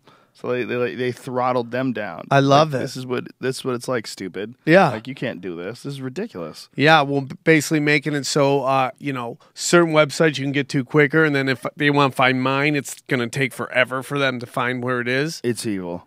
It's evil, and it's just another opportunity that people have to corrupt something to make some money off of it. So people do, if you let them. But I think transparency, again, like this is something they would have pulled off in the 80s like that. No one would have had a say about it. No one would have even known about it. Maybe a few protests on schools. Yeah. You'd be walking through the campus and someone would be like, save net neutrality. You'd be like, save the whales, save the seals. I got to go to class. You would sort of like be into it for a little bit, but not really totally understand it. Whereas now it's like hitting your email every day, Twitter every day. I'm constantly hearing about net neutrality. I'm constantly hearing about it. So it's this different thing where I think today it's way harder to cover shit up. And the people that are involved, the last thing those motherfuckers want to do is be up for any public office or being, applying for any sort of a job. And explain your role about eliminating net neutrality. And what was your position? Well, isn't the guy who's in charge of the FCC like used to work at like Time Warner or something? Has something where it's like he was high up in the company. Sam is the king of has a sort of an idea what's going on in his head. And Isn't the guy who wears the dresses? Isn't Wolverine holding hands with guys? I've been right so far, though, with the exception of the Wolverine. I've been right on everything I think else. you might be right about Wolverine. And you know where you got the car thing from, by the way, where it costs money? I think you got that from Fight Club. That because Edward Norton's character actually says that. Is that it? No, there was someone else. I read occasionally. Come on, son. How often do you read? Right now, I'm reading that book about the guy who thought his dad might have been the Zodiac killer. Have you seen that book? Are you really reading that? Yeah. You know, he's not the first. There's been several other people there's that have written another books woman thinking that their dads were the Zodiac killer. But have you seen like the members. picture of his dad versus the sketch? No. It's identical. Really? Oh yeah. Imagine if your dad was out killing other people and you were worried that he was going to get you, but you wanted to keep your mouth shut about him killing other people because he was your dad. Unbelievable. Well, the marketing worked because I bought the book. Did you hear about that killer, the guy from S.H.I.E.L.D. that just killed his wife in front of the kids today? What? The one actor? The Shield? Yeah, I think he was the guy. He was the black cop. This guy right here. What? Remember? No fucking way. Yeah, it was on the news last night. They showed him handcuffed. Oh my God, no! He killed his wife in front of their kids. In front of the kids, and it was over money problems. I guess he filed for bankruptcy recently. Oh my God! He had stopped paying off his house. Fuck. What is it about people? I shot my wife. What? How do people get to that place where they can kill somebody that they loved? At least at one point in time, loved. How do you get so low? Bankruptcy problems? You got to the point where you were on fucking The Shield. Sometimes though you don't get back. Yeah, but he was on one of the best cop shows ever. So you don't get back. Do you see a fucking guy who's just has a normal life freaking out because he... Wow, look at him there, man. Jesus Christ. It's over. That is so crazy. You imagine how crazy that guy has to be to have just shot his fucking wife. He goes from being on like one of the all-time greatest cop shows, has a crazy role on it, a really good role. Like he was the gay guy, remember? Mm-hmm. Man, you think that's drugs also? Who knows, man? Who knows? I've heard stories about that. People ODing and their kids are in the house. Guy hanging himself. Kids are in the house. It's like, what are you doing, dude? Killing the wife, man. So much more common than the wife killing the husband.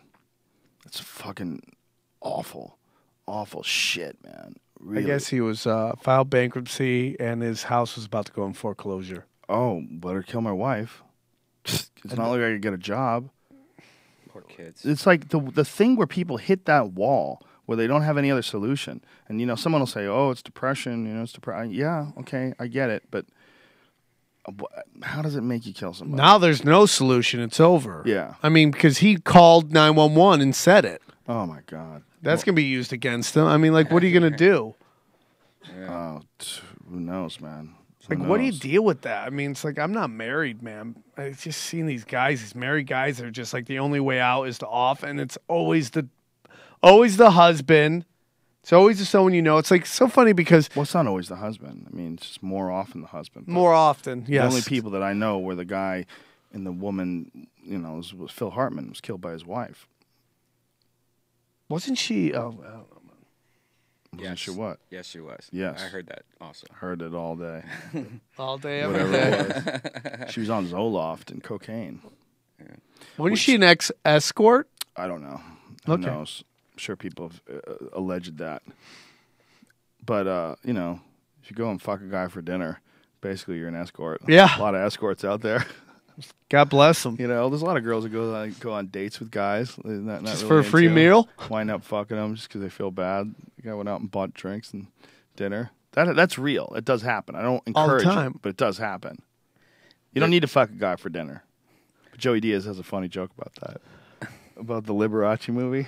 I don't think he does it anymore, but he goes, if somebody buys you dinner, he goes, you don't have to fuck them.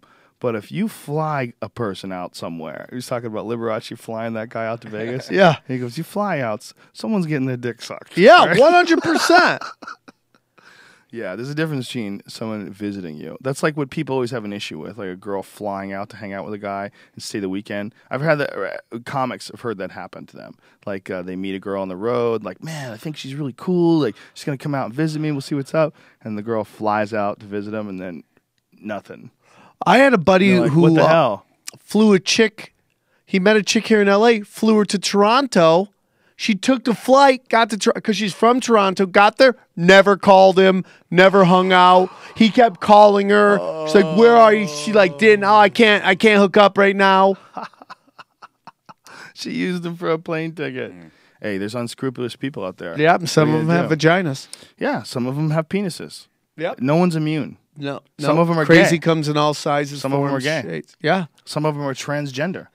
There's some fucking shady people out there in all walks of life. What do you think about the word tranny, transgender, and all that stuff? I think if it's okay to call a cab driver a cabbie, you should be able to call a transgender a tranny. Yeah, it's just an abbreviation. I don't think it's. I believe intent. I think what we were talking about earlier, like when you're talking about what is rape. You know, we all know what's bad when you define something by a name. You know, when you say like, oh, you have a couple drinks and then you have sex with somebody, that's rape. They have sex with you, it's rape because you've had 3 drinks or you have 2 drinks. Now it becomes rape. I think defining people like this guy, oh, he's a fag. Oh, this guy, oh, he's a homo. This guy, oh, he's a gay man. Like, what's in your mind? What's the intent? Yeah, what's in your mind when, you know, if Justin Martindale were here and we're like, wow, if homos like you could stop fucking monkeys, yeah. You know, what would we be doing? What would our intent be? We love Justin. Our intent would be to make fun and have a good time and with no hate at all. But if we were like sitting here going, well, you know, it's pretty clear in the Bible that the gay will suffer, and we say it to him, and we say it to him in like in an evil way. There's nothing wrong with calling someone gay. Right? But there's something wrong with saying those words. There's something wrong with projecting. Where's it coming from? Of course. What do you try? It's like Patrice O'Neill when you know, he got on that MSNBC show or whatever the fuck it was with that lady who was arguing about Opie and Anthony getting in trouble for rape jokes. Was it a rape joke or is it a joke about? It was a rape joke. No, you know what it was? It was that homeless guy got on the show and the homeless guy started talking about Condoleezza Rice and he was doing like saying he would rape her. And then they got suspended. And what Patrice O'Neill was trying to say was that when someone is trying to be funny, like that it's all coming from the same place. It's all coming from a place of trying to be funny. If it's coming from a place where you're trying to hurt someone's feelings or you are discriminating or you are being evil, that's a different thing. It's not the label, it's the intent behind it. And we get all tied up in the words. Like they were trying to stop bossy for a while. Were you aware of that? Yeah, they were trying to say that bossy is like the new cunt. You know, like calling someone bossy is like... Well, they're doing that with, he's, what's it, not ghetto, but what is the word that like these NFL players were trying to say gangster or ghetto is the new N-word. Ghetto? When he's acting really ghetto. Like this one guy, what's Richard Sherman. People really flipped out on him because he was like went off on this football player in the middle of this interview after a game, and he's like, "Oh, he's all ghetto. He's acting all ghetto," and they were trying to say that's the new way of saying the N-word. Oh, that's hilarious. Yeah, and it just becomes something new. Everybody gets offended by other words, and it's just like, listen, the N-word and the F-word. There's definitely history behind that when you're the F-word compared to when you're talking about gay guys, right? Right. There's a history of oppression out there that comes with that word. Mm-hmm. Whereas every group wants to get their own word. But what about faggotry? I love that word. I can understand why. Okay, listen, you don't like the word faggot. I totally understand that. Faggotry, though? It's the same thing. I mean, listen, I say everybody can say whatever they want to. Either you like it or you don't, and we move on. Yes. If you don't like it, you don't like it, don't watch the comedy, don't watch the show, don't buy the product, move the fuck on. There's 2 different things that are a problem here. 2 very different things. There's the thing is people saying actual slurs, having mean intent, and being, an evil person with evil intent. Then there's also another thing going on where people just going after words and the use of words and trying to limit the use of words and trying to limit the language that we use, not the intent and not the thought behind the words, not the philosophy or the way of looking at life, which I think for most of us is constantly evolving and changing from the time we're younger to the time we're older. We learn life lessons along the way. We have fuck-ups. We make mistakes. We say things we wish we could take back. We say things all the time. And then we say things that we realize are cool. Well, when you adding those things together, you got a lot of different things going on. It's not just about the words themselves. What it's about is people having like good intent. And there's a lot of people also, I think, that they use these words to inject some serious fucking hate and vitriol out into the world. Yes. They use other people using those words to be more hateful than the actual use of the word itself. You know, the more angry, like, find, YouTube comments where people think they're being social justice warriors, going after someone, who might have used an incorrect term. Yeah. Or going after someone who said a disparaging thing about transgender people or whatever the fuck it is. And you're just going to find fucking anger and hate coming from people that are supposedly progressive on a scale that you rarely see even coming from people that are conservative. What I hate about the political correct movement is that how much fine print comes with that word. Meaning, like, they totally accept it and almost in their brains convince themselves that this person who they approve of uses the word is actually using that word to make fun of those who use the word as negative. They actually convince themselves of it. There's okay, so you're much talking fun. About the Colbert Report thing. Well, not even though that. You know that story? I was listening to them. Yeah, that girl drives me fucking nuts. If you don't know that story, it's a genius story. Colbert, He's so smart. Yeah, well, this cancel Colbert was this thing that started, trending online because they thought that Stephen Colbert put out a racist joke. Like, pull the video. We'll probably pull us off of YouTube, but I think it's fair use. We could just do that article about it. Yeah, but Sui Chu is her name or something? Park. Sui Park. And, she uses a lot of big words, and she uses a lot of progressive lingo. Well, she was interviewed by somebody on Huffington. Well, let's explain. Let's explain the thing. The punchline was, I'm willing to show the Asian community I care by introducing the Ching Chong Ding Dong Foundation for Sensitivity to Orientals or whatever.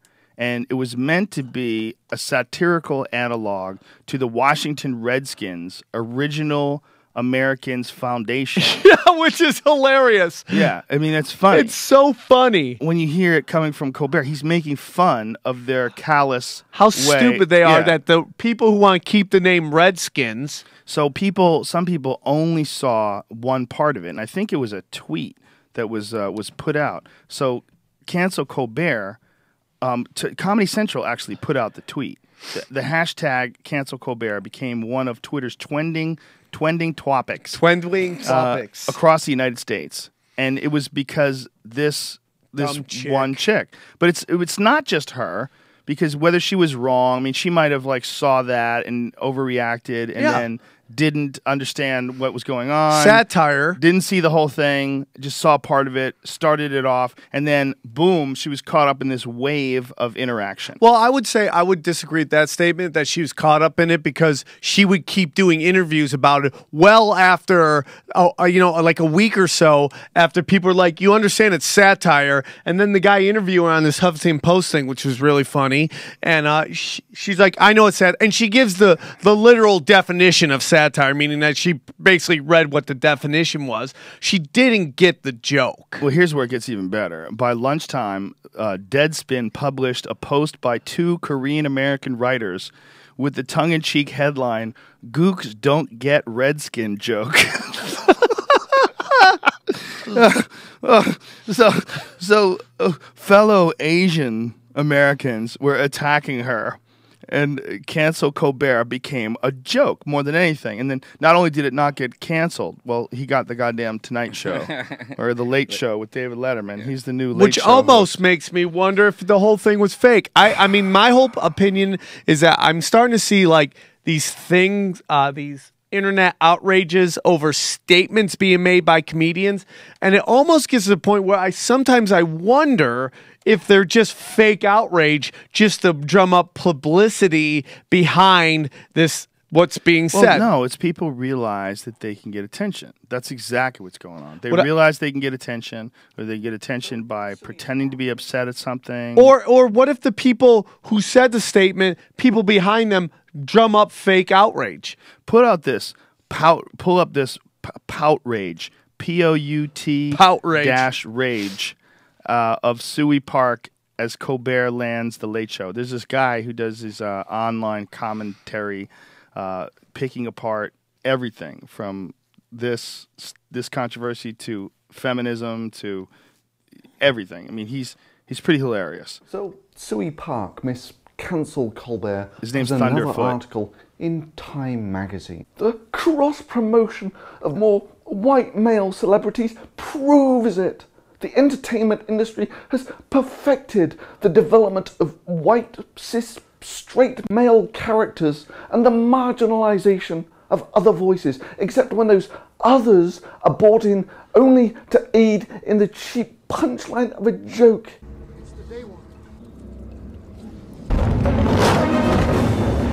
This is, they're showing people of color being badass. And women. This is... Of other voices, except when those others are brought in only to aid in the cheap punchline of a joke is complete. This is aggression we do not have to accept. We will protest this until it ends. Others wanted to silence us immediately. Young Asian American women with little institutional power are not supposed to be loud. Our voices are not expected to be raised. Unbelievable. And when they are raised, they're not meant to travel. Actually, Zoe, if you're lucky, they won't travel. that was his Because real as voice. the old saying goes, 'tis better to remain silent and be thought a fool than to open one's mouth and remove all doubt. Understand how genocide and slavery and Orientalism all work together to uphold white supremacy. Right. And so it's really kind of the way that I understand my work, which is why a lot of my work isn't essentially with these mainstream Asian American activist groups. Because the simple truth is that young people generally don't hold institutional power because they lack general experience. They lack life experience. Now, I know you left home to go to university for a year or two. 1 second. My mom just came home. Well, okay, maybe you went to university for a year or two, and now you think you know everything about the world. President Suey Park, they will chant, as you, with your 23-year-old wisdom, set about solving all of the world's problems. And many will have chuckled, a quiet chuckle of mirth to themselves, as you got hauled up on your own hubris. For only about a week or so after your campaign to cancel Colbert, it turns out that Colbert was indeed getting cancelled, and instead, he's now going to take over the reins from David Letterman on the eminently prestigious Late Show. And this seems to trigger these tears of rage from you in your latest article of, "It's not over till we say it's over." Oh, the bitter tears of unfathomable sorrow they are, Zoe. The white man, as you frequently refer to him, has now become the beloved white man. Yeah, because being white must mean that the white man is always reasonable, always pure, always deliberate, always complex, and always innocent. So he continues. There is so much to gain by correcting us, dismissing us. You know, this is rewriting kind us. of unfair, and this is like a part of the internet, you know, that a young person, because if I was 23 and you asked my opinions on virtually anything, you would get something half as intelligent as that. We're all idiots at 23 years old. 100%. There's something a bit unfair about just the nature of the internet that someone can just... I agree, man, but I just think there's something in this country where, like, and listen, racism does exist. 100%. Save it for that real this fake out. This girl wants credit for oppression she never went through. Well, she's got attention. That's what's going on. Her brothers are like all doctors and lawyers. I mean, like I do a joke about her. You know, it's like she's born in like 1991. Like, talk about the dark years of 98, will you, Suey? Like, what did you go through in 1988? The oppression that you had to go through. Like, they didn't let you wear your Hello Kitty backpack to school. Like, that's racist. No, it's not. You're talking about Asians wearing Hello Kitty. Yes, that's so racist. That is racist. I'll totally So okay. racist. Call me a racist. That's my point. It's at least racial. That's my point. What are you going through? I don't think you have a point. I'm going to be honest with you. I do have a point. What was 98? That's the year where you kind of come into consciousness. My point is, there was it's just the thought of that she is trying to equate what she's gone through with like what. But I don't think she is. You know what she is? She's getting attention, and then she's running with it. And I think, as much as she might have thought she's thought this stuff out, what's going on is she's looking at a white belt in life. She's a white belt. She's a young person who's sort of, maybe she's smart, maybe she's not. I don't know. Maybe she's educated, maybe she's not. I don't really know. It's hard to tell from this because what you have is a bright spotlight on a person who probably shouldn't have had it on them. Yep. Made a big mistake, hit a chord. That chord is the racism chord, and hit it accidentally because didn't understand the satire of a joke and didn't understand the context of a tweet, that it was a part of a much larger piece.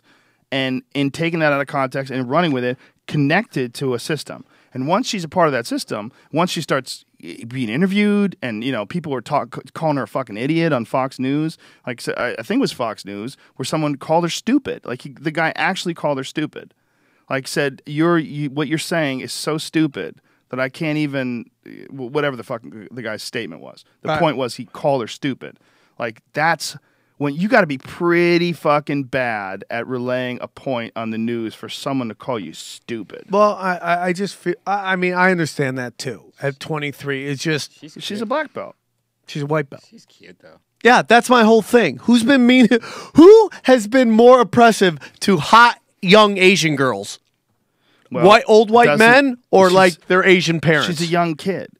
She's a young kid. She's 23 years old. Yeah, so she was called stupid by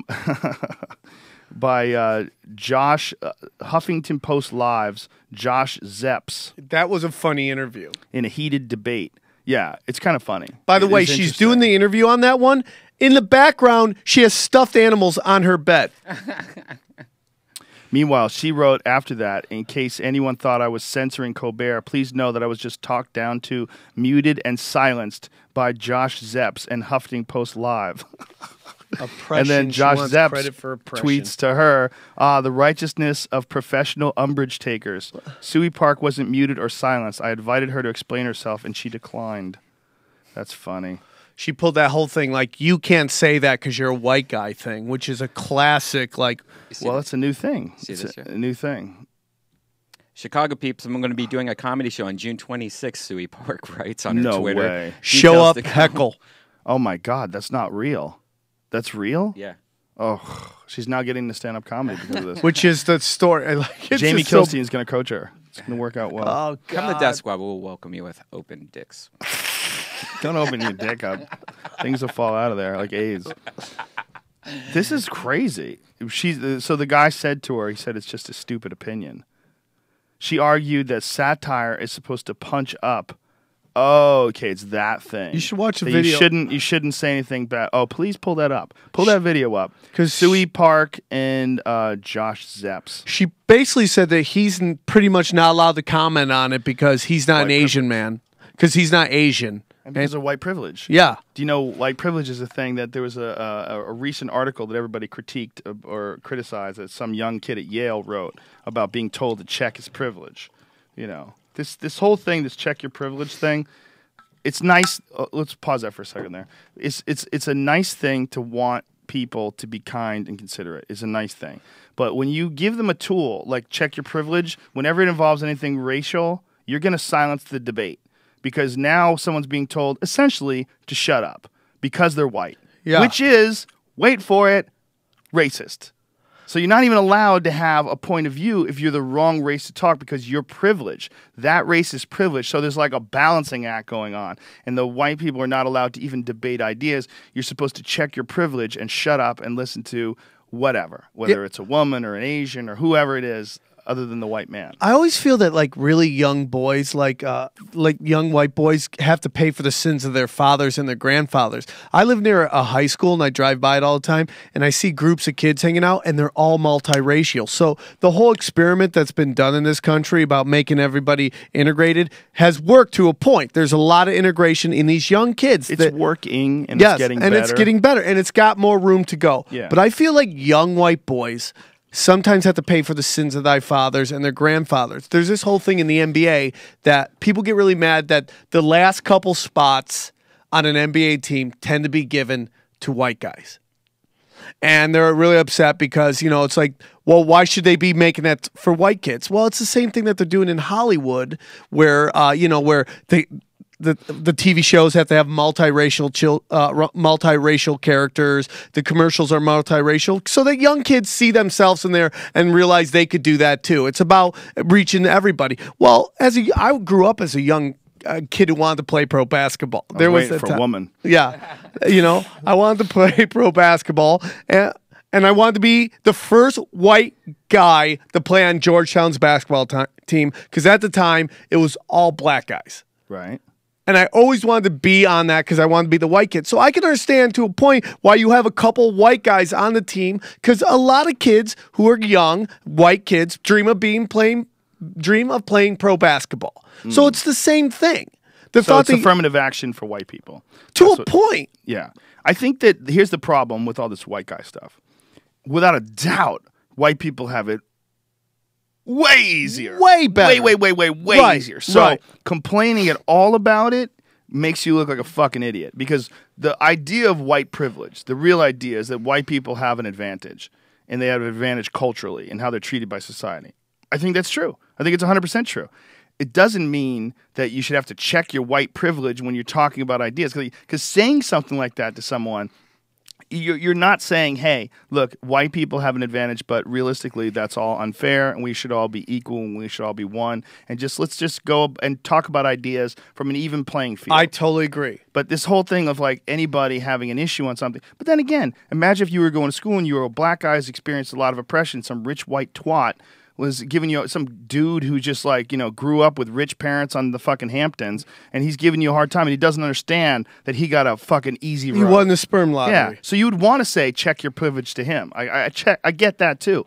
I get it when it's appropriate to let everyone know, like, look, dude, you got lucky. You found 5 aces. That's what it is. You were born on third base. You didn't hit a triple. Okay, right. You're right there. You got lucky as fuck, and that's a lot of people, and that's annoying to folks.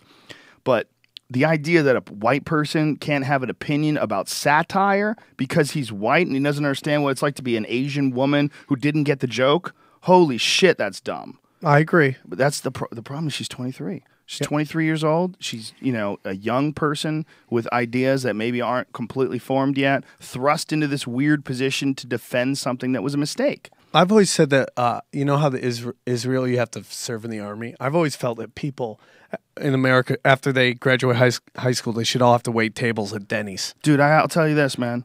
People aren't canceling Corbett up in fucking Edmonton, okay? They're beating seals to keep their fire warm. It's cold as shit up there. It's a different world. If you have this really fucking easy life, you start finding shit to bitch about. And you start finding shit when you have this internet connection. You have the ability to get a bunch of other knuckleheads involved. You start bitching about shit, and you find that there's a bunch of people that it resonates with, and then you're caught up in a wave. You're caught up in a wave of attention, and you see it all the time. A lot of these people that are the so-called social justice warriors, they're aggressively assholish. Well, and I also think there's a lot of it that there's a lot of personal. They're trying to make $1 off. They're like the Susie Chu. Now she's going to go out there and Susie Park. Whatever How dare her name you? is. More racism. First it was Hello Kitty.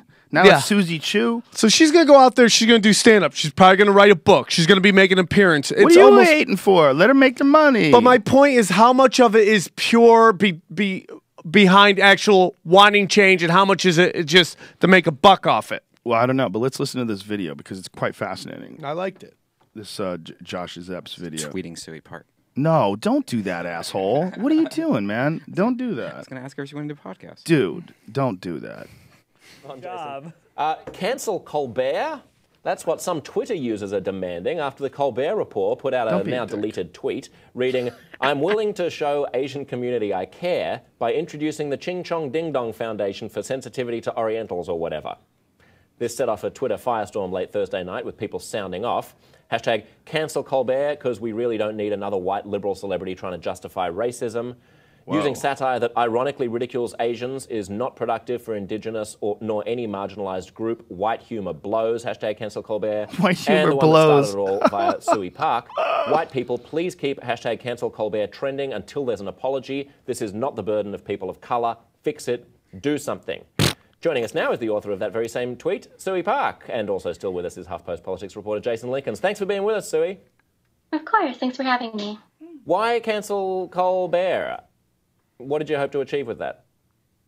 Well, that's a loaded question. I think it's sad, but unfortunately, a lot of times our demands aren't really met unless we have really serious asks or we generate these larger conversations. Unfortunately, people usually don't listen to us when we're being reasonable. So I think it's really to make a statement that this sort of thing happens weekly, that Asian Americans are always a punchline. And so I think we're just trying to make a point that people will be held accountable the next time they do these sort of things. So just to clarify the context, the tweet was related to a segment that was lampooning Dan Snyder, who's the owner of a certain Washington, D.C. football team that has a racist name. It was meant to be satire. I mean, do you understand the point of satire, that you say something that's intentionally absurd in order to ridicule not the people who are the target of what you're saying, but other people who might say it? Of course I understand satire. I'm a writer. I think satire caters to the audience that you're speaking to, so it says something about what the audience finds humorous or acceptable when you're using those sort of jokes, and I think satire is supposed to punch up. So unfortunately, he's not doing that when he draws a parallel to Orientalism to make a point about Native American mascots. But isn't his point that there are lots of stupid racist people who, even in their attempt to be conciliatory on race, end up putting their foot in it and saying something dumb? I really don't think that we're going to end racism by joking about it. Like, I'm glad that the white liberals feel like they are less racist because they can joke about people that are more explicitly racist, but that actually does nothing to help people of color. Why attack a satirical attack on Dan Snyder's racism instead of just attacking Dan Snyder's racism? Well, if you're familiar with my activism or my work, I've been very vocal about Native American mascots. I went to the University of Illinois for my undergraduate career. We had Chief Alinowick, and I was incredibly vocal about it, and I had the same sort of backlash. And that kind of backlash happens no matter what you're really attacking, whether it be, the word Oriental being used as a slur, yellowface, jokes against Asian American people, or if I'm really just talking about Native American mascots and Dan Snyder. I know I helped trend Not Your Mascot on Super Bowl night. To fight, the name Redskins and Not Your Tonto, and I had the same sort of backlash. So it really isn't fair to kind of individualize these things and ask why I'm not shifting my behavior. Because honestly, if white liberals cared about really getting rid of the mascot, there's a lot they can do to help organize or get involved besides caring about their joke. So for them, it's not really about whether or not the Redskins exist or whether or not racism is over. It's really about them feeling like they can't have fun anymore and feeling entitled to be able to laugh at things that aren't really funny. Jason, part of the whole gag here is the use of the term Orientalism, which is such a weird, old, loaded, it's a stupid word. But to get upset about the use of that word when it's in a satirical context strikes me as misguided. I want to take a look, though, at a tweet which Colbert Report has tweeted out. It says, for the record, Colbert Report is not as a white man, you don't really hang on, Zoe, I'll come to you in just a sec.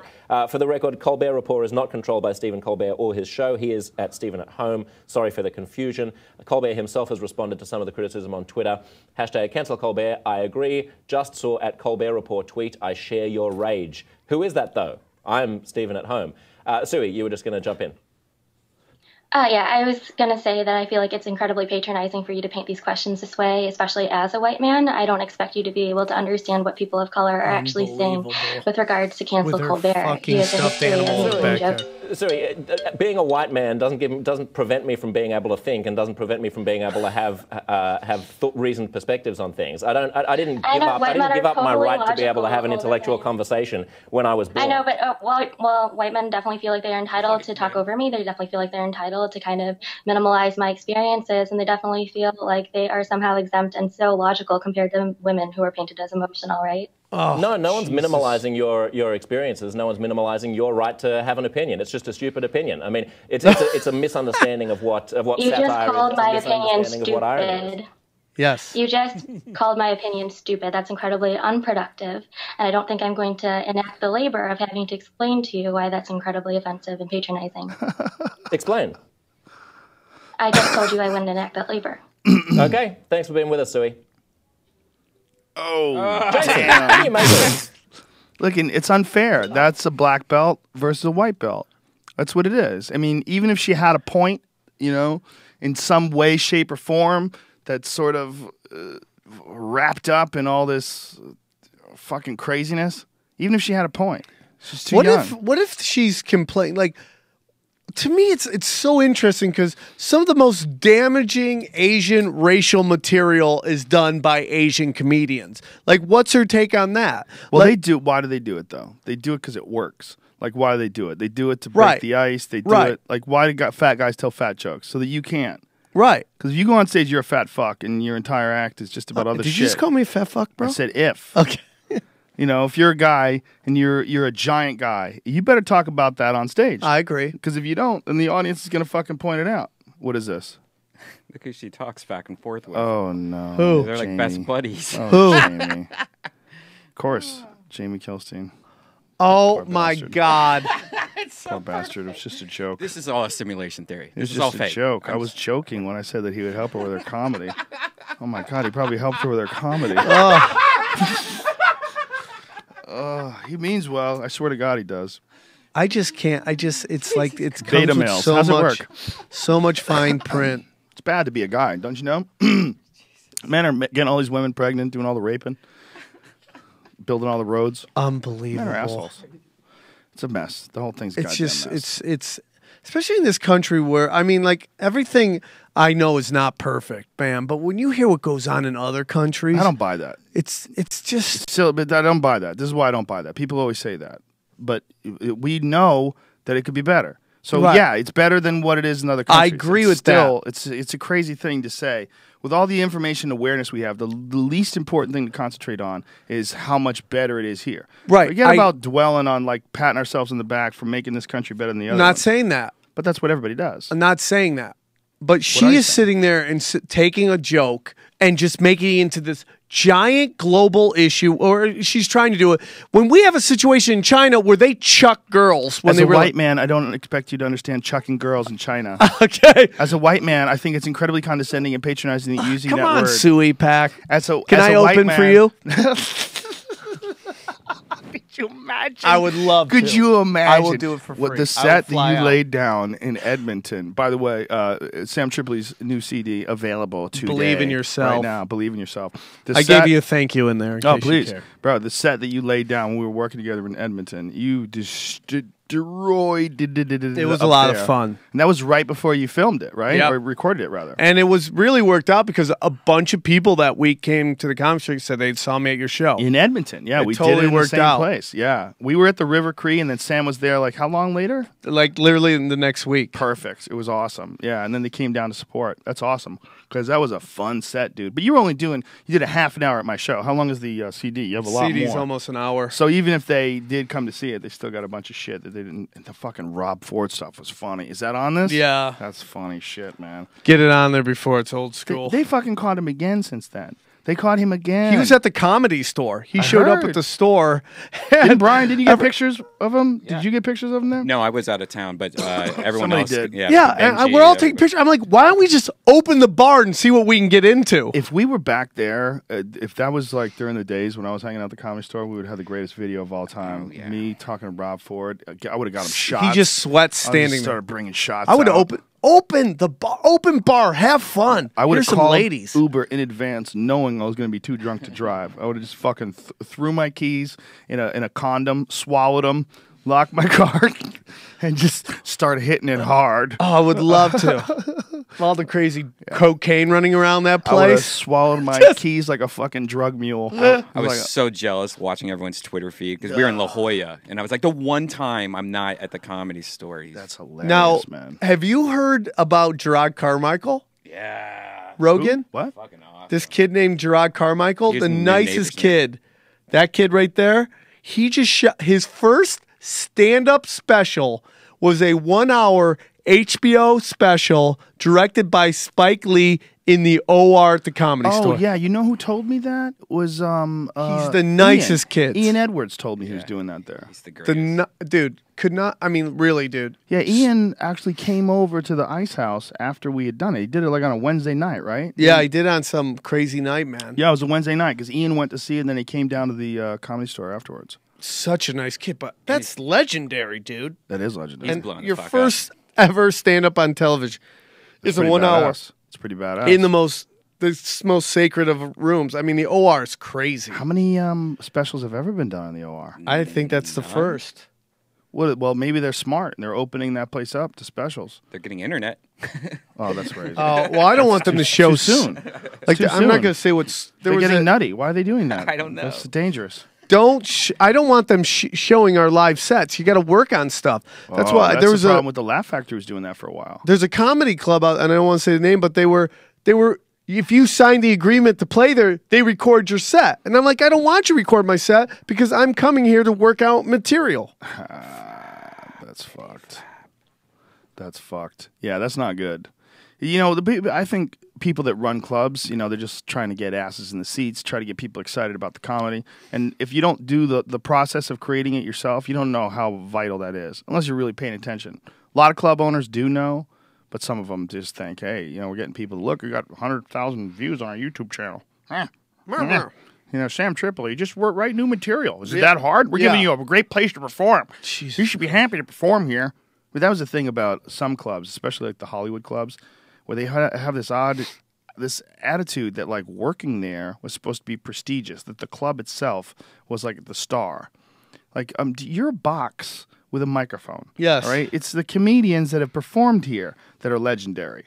It's not this box with a microphone. Because they could have gone next door to the fucking Hyatt. They could have built a box there. All they would have to do is say, hey, you know what? I'm not performing here anymore. I'm going to build a box next door at the Hyatt. Let's pack that bitch. And, you know, if Kinnison ever wanted to do that, or Letterman ever wanted, or any of those guys that made the Comedy Store famous ever wanted to perform next door, they could have done that. I thought after a while, Sam Kinison started just doing rock clubs. He did. On like Sunset. Well, he did a lot of that, but, you know, he's the best example, and I've talked about it before, about a guy who was really good and became really bad in a short period of time from making it. Just making it. Just the fucking overwhelming pressure of being famous and, you know, being huge at one point in time. Fucking guy just fell apart. Drugs, you think had something to do with it? Fuck yeah, dude. Boozing it, drugging it. His brother talked about it in his book. It's really fascinating. Brother Sam. Have you read it? Yeah. Yeah, it's good, man. It's really good. I'll get it. It's a great book. I'll read it. It's out of print, but you can get it off. Brian, go to your house and steal it. Don't steal, Sam. What kind of a message did I send to the young children, ones? especially the Asians? Steal. Did you see that video where Elizabeth Hasselbeck was talking to some guy who was a former NFL player, is now a lawyer, really smart guy, and they're talking about marijuana. And you know, it was on Fox News. And Elizabeth Hasselbeck, the really conservative hot blonde chick for The View, she found her rightly placed in the universe. Oh, she must be so excited. She's one of the hot blondes on Fox News. She was on like a reality show. What was it, like a Survivor or something? She was on Survivor, and then she got on The View, and then pow pow pow. Now she's on Fox News where she belongs. Just happy to be there. Just spreading Satan's seed. And she was talking to this guy who's a former football player, and they were talking about weed, and the guy made an excellent point. He's like, isn't it going to send the wrong message to the children? He was like, if the NFL today decided to ban alcohol use for all of its players, it wouldn't affect teen alcohol use at all. And she was just like, Earth? Yeah. That's her. That's her face. That's the face that she had. He was like, "There's worse things to worry about. We don't have to play it. I don't want to play it. It's so fucking dumb." Those conversations are so brutal too. When you have long form conversations like on a podcast and like say all the things you were talking about, whether we're talking about the cancel Colbert thing or racism or privilege, these are like long discussions. They're long debates where if you're going to really get to the heart of something and find out a person's real opinions on something, it's a very subtle and nuanced sort of a thing. You need to really be able to talk for long periods of time. There's nothing wrong with that. But when you're doing that on a show like a Fox News show, you have 3 minutes. Yep. This conversation with this football player was 3.5 minutes long. Football player turned lawyer. 3.5 minutes. And then at the end, they're like, okay, well, thank you for your time. We appreciate it. Bye. We're done covering this subject. We're going to discuss gay military people and fucking what about gay marriage? And they're wearing camo now. What do? We take camo back. It's unbelievable. But it is unbelievable. But it's that form of entertainment, that form of communication, that form of entertainment. Let's call it entertainment because that's really what it is. It is not just unsuitable. It's not adequate for complex topics. It's not adequate. When you discuss the subject of marijuana in teenagers, if you're discussing it like that, I'm discussing the subject of the NFL telling players that they can't or can use marijuana and whether or not you support that. What you're supporting, if you support that they can tell players they can't use it, you're supporting people having control over their employees. You're not. There's no when they're gone from work. Exactly. You're not even talking about something that they're like showing up at work drunk. You can't play football drunk, and you probably can't play it high. Maybe you can. I think basketball players do. Yeah, they love it. They love it. So it probably takes them out of how big the moment is. Do you know? They're not really thinking. They're more in like just in the moment of playing basketball than realizing, oh, this might be Game 7 of this playoff game. Do you know what I'm saying? To a point where it chills them out. You don't like to smoke the weed that much, but when you smoke the weed and you do things, whether it's jujitsu or playing pool, those are two things I could speak of. You play better. It's a performance-enhancing drug. Yeah. You have more sensitivity. You feel things better. You literally you're tuned into like whatever the fuck it is better. You tune into distance better. You tuned into the rotations of a ball. You tune into the way a person moves. Like when you do jiu-jitsu and you're high, you can feel things better. You feel that sounds okay. You can feel movement better. Yeah. You feel balance and shifting better. The only time I ever perform high is when I go to the Underground Cafe. I'm doing it in June, like the Toronto. The 12th through the 14th, and it's like I don't have a say in it. As soon as I hit the stage, by the time my foot presses down on it, I am gone. And it's very interesting because explain why you don't have a say in it. Because the room is what it is. Well, basically it's this weed bar that has a comedy club in it, and it's so much fun to do. So they have a stand-up show, but usually before the stand-up show, sometimes there's like an improv troupe or there's an open mic, which it can be like 2 hours long. So people are hotboxing in there, and everybody's smoking weed the whole time before the stand-up show even starts. And then the stand-up show starts, and there's usually like 2 or 3 people go on before the headliner, and everybody's just hotboxing, smoking weed. So when you walk out, you're just walking into this room of fucking weed smoke, and it looks like gorillas in the mist. Like you just see black objects moving in the background under this cloud of smoke, and by the time my foot hits the stage, I am gone. I can tell you I'm high. Just from breathing a second. Just breathing in, and I've stopped going, okay, I'm so high now. I just accept it and just start riffing. Hinchcliffe had a green out there where he actually had to take off his shirt, and it's so unlike him. He had to like sit outside on the sidewalk for a half hour. He was trying to rustle up some boys. I know what he's doing. With that nice gay face? Super twink. I know what he's super doing. Twink. Super twink. Trying to put on an extra show. Sometimes people that want attention, they want it all the time. Not just on stage, off stage as well. Oh, I take my shirt off. I'm so hot. Starts sucking his fingers. So hot outside. That's so ridiculous. Yeah, he's a flirt. That's what he's doing. He's not even gay. Gay flirt. He just knows what he's got.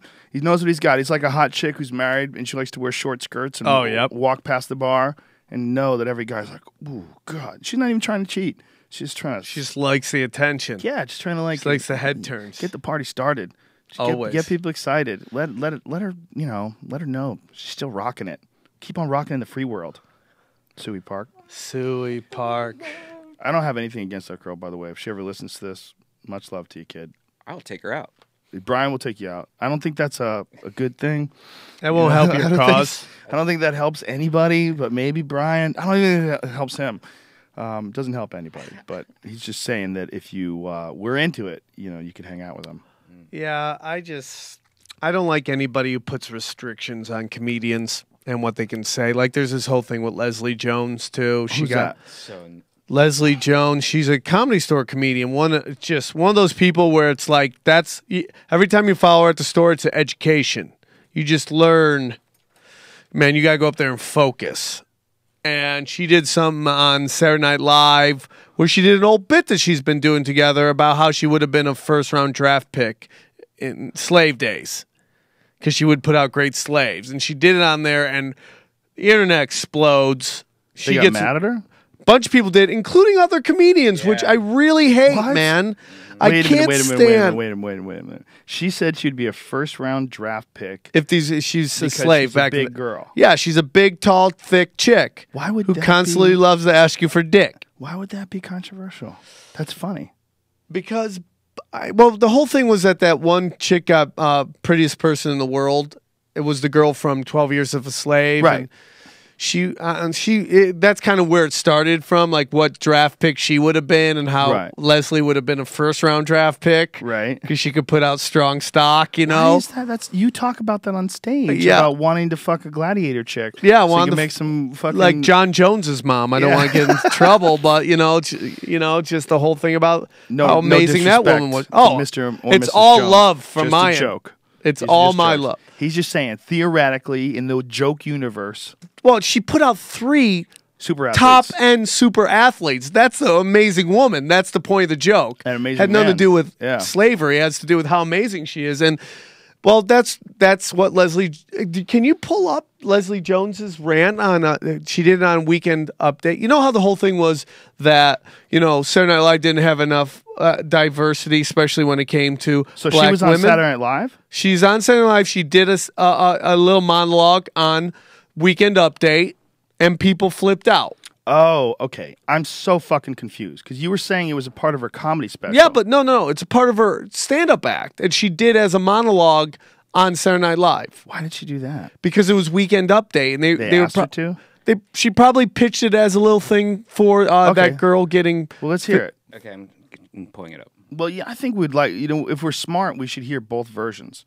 We should hear the special version and the version that she did on... Let's hear the fucking version she did on Comedy Central. Fuck the Saturday Night Live version. But I think the Saturday Night Live version is the one that got her in trouble. Yeah. But it's the same thing, right? Is it on her special? I've just seen her do it at the Comedy Store 1,000 times. Yeah, I think she only did it at the Comedy Store. I don't think that was on...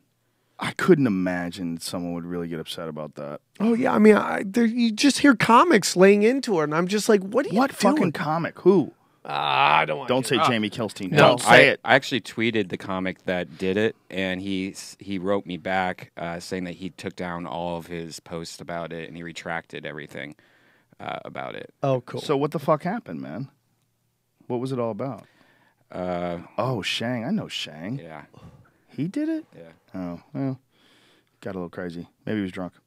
Yeah. I mean, he took it down, so. Yeah. Well, I don't know. He retracted it. But I just think you should. I don't understand the thought of restricting what people can say. It's reward and punishment. And if you like what he says, you reward him by going to his shows, buying his CD. If you don't like it, you don't go to his shows, you don't buy his CDs. Well, I disagree because I think that if someone is saying something evil and hurtful, that there's nothing wrong with going after that. And nothing wrong with pointing out that something is evil or hurtful. Right. But when something is just a joke about themselves and their own body and their own race and their own origins, I mean, and the idea that this is... Go ahead, play it. Thank you very much, Colin. Hello, everybody. I wanted to come out here tonight and congratulate Lupita on winning People's Most Beautiful Person, and I agree that she is very beautiful. But for me, personally, I'm waiting for them to put out the most useful list. You know what I'm saying? Because that's where I'm going to shine. The most useful? That's what I said, you delectable Caucasian. She loves asking for dick, by the way. Let me ask you a question. If you walked in a club and you saw me and Lupita standing at the bar, who would you pick? Wow. Yeah, I know. You would pick Lupita. Wow. But let me ask you this. If you was in the parking lot and 3 Crips is about to whoop your ass, who you gonna pick then? I would pick you. You're damn right you would. And that's my point. The way we view black beauty has changed. Look at me. See, I'm single right now. But back in the slave days, I would have never been single. I'm 6 feet tall and I'm strong, Colin. Strong! I mean, look at me. I'm a mandingo. Leslie, you're not saying you'd rather be a slave, right? No, that is not what I'm saying. I do not want to be a slave. Hell, I don't like working for you white people right now, and y'all pay me. I'm just saying that back in the slave days, my love life would have been way better. Master would have hooked me up with the best brother on the plantation. And every 9 months, I'd be in the corner having a super baby. Every 9 months. Every 9 months, I'd just be in the corner just popping them out, just Shaq, Kobe. LeBron. Kimbo Slice. Sinbad. That's what I'm saying. I'm saying I would be the #1 slave draft pick. All of the plantations would want me. I'll be on television like LeBron announcing which plantation I was going to go to. I would be like, I'd like to take my talents to South Carolina. I do believe that there's going to be a lot of opportunities there for me. Now, I can't even get a brother to take me out for a cheap dinner. I mean, damn, can a bitch get a beef bowl?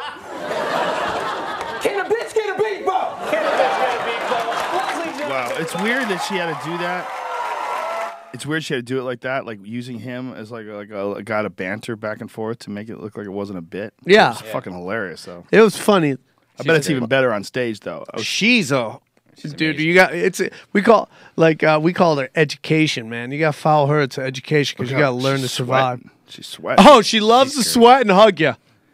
Yeah, and then funny, she used man. to corner me in the back during the Dublin's days and just beg for dick. It was so great. How long ago was this? Back in Dublin's day. You remember? How long ago was this? What year was that? Dublin's was what? Like 2006? Was it 2006? I'd like to say 2003 or 4. 3 or 4? Yeah. It was the early days. Well, Dublin's changed, you know. Dublin's was like a spot where it was like very few people were going, and then it became like a Dane Cook spot for a while. Yeah, well, I said the first year or two, it was great because, you know, Jay Davis and Ahmed brought in this pretty insane crowd, and like, you know, people, you would go up there and you find out how good of a comedian you were, and if you did really well there, word would spread. And then it kind of started changed. becoming a thing where I'm not going on after him, and you got to put me on before him. Yeah. And people started controlling the lineup. And Yeah. guys started becoming prima donnas. And doing an hour in the middle of the show. And stealing people's material. Oh, There was sitting a in the lot of back that. watching. And then saying that they were going to get their lawyers on you if you kept doing the bit. That happened to me. Didn't that happen to you, Sam Yes, Tripoli? with What the Dane fuck Cook. happened? That's crazy, Sam Tripoli. What happened? What was the bit? I did a bit about the time. I was a big Tool fan at the time, and I still am, but I did a bit about when I got pulled over by the cops, and they wrote me a ticket for like $250 for speeding, and he handed it to me, and I said, thank you. And I remember how stupid that was to say thank you for this fucking ticket. And at the time, I'm like, that's like saying thank you after you get prison raped. And I used the line, I'm breathing, so I guess I'm still alive. Thank you, which is a lyric from a Tool song. And I did it on stage because I was showcasing for Jamie. And Jamie made me this thing, Showcase Regular, where I would always just get to showcase. And then I just became a regular really quick. And I was going to do a showcase, and Jamie didn't show up. So I'm like, I'm just going to do my regular set, you know? And so I go up, and I start doing my act, and I do that joke where I basically did the joke, and I got done. I got huge laughs. And I'm leaving there, and all these comics who were my friends were hanging out in the Laugh Factory lobby. And it was like Butch Bradley and a couple other people. And Dane was there, and I didn't really know Dane, but I knew of Dane. So I'm leaving with Scott Ross at the time. Pull up Dane's Instagram. There's a picture of him shirtless. Oh, sweet. So I do that. I'm saying goodbye to everyone, and I'm with Scott Ross, who was my roommate at the time. Right. And I say goodbye to everybody, and I saw Dan go, "Hey Dane, thank you." I'm like, "Hey Dan, I'll see you later." And he goes, "Oh, by the way, you're doing my bit in front of everybody." And I go, "What?" And all of a sudden, Armo rage just starts coming through me. Armo rage? Yeah. Armenian rage? Yeah, just that Armo rage. This, and this is his latest Instagram. He's got his shirt off, and bedroom eyes he's right there. sucking his stomach in to the point where he's probably losing circulation. That is... He's sexy. But read the caption. Oh, no, I didn't... What does it say? Whoa. Well, it's a caption and a half. Read the caption. Thank you to all my fans and friends over my career. I'm starting a new film next week, writing my next one, and prepping a lot for press tours and interviews over the next couple months for Planes 2. A huge surprise. And a huge surprise.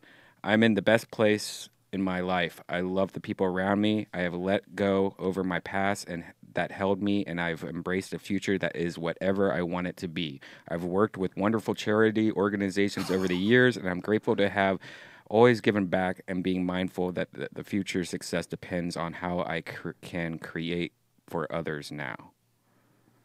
Pound sign, hard work. Yeah, you know, the more pound signs, by the way, you have after your fucking statements, the more I think you're an idiot.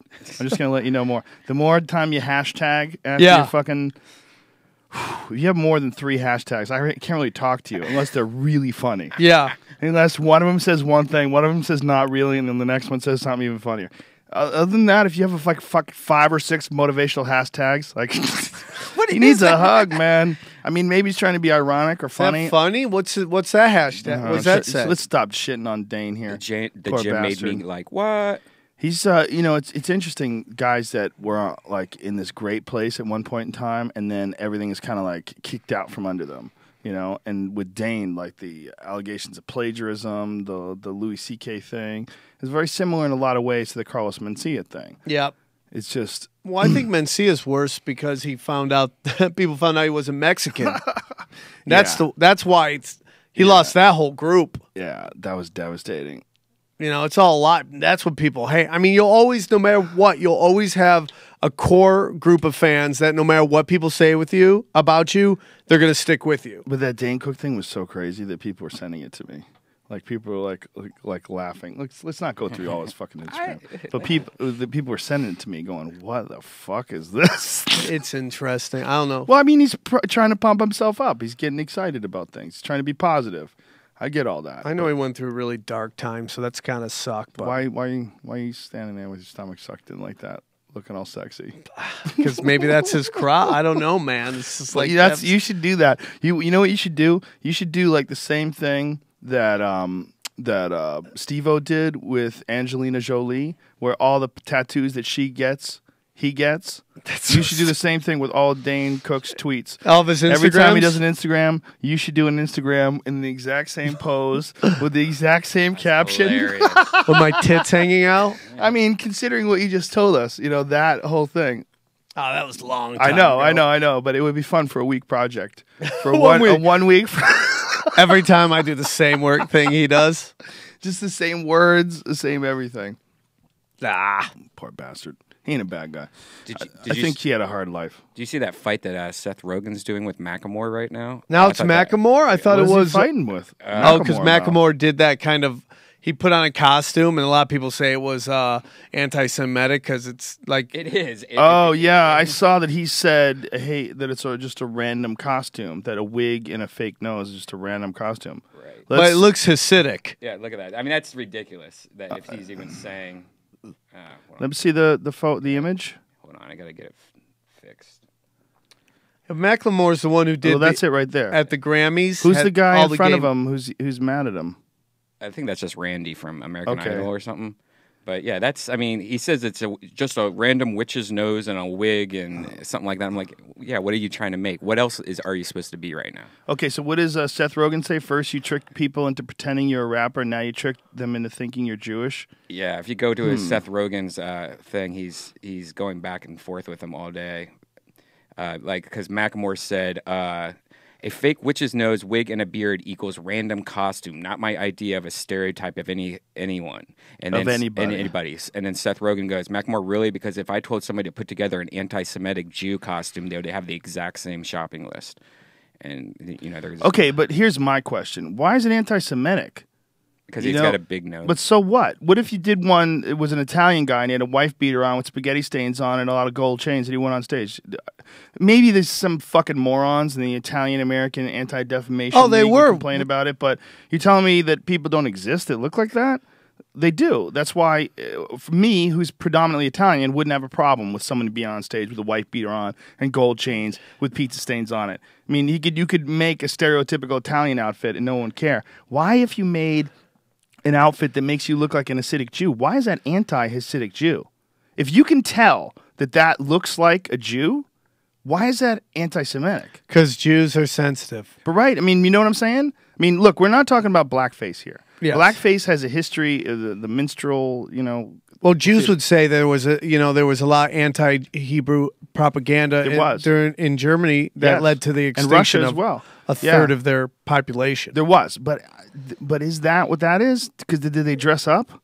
You know what I'm saying? Like I think it goes back to what you're saying. Shows, it was intent. Right. I don't think Macklemore, who had gay marriage on his Grammy song while he did a Grammy song is going to be anti-Semitic. I don't know. Maybe I'm wrong, but I don't feel that. But people are like, there's a lot of sensitive. They're not all Ari where they can joke about it all the time. Like some people are very sensitive about that. It's too sensitive, I think, in that situation. I just think, look, if you dressed up like a Hasidic Jew, all right, say if you went on stage, okay, what's the rapper's name? Badass rapper?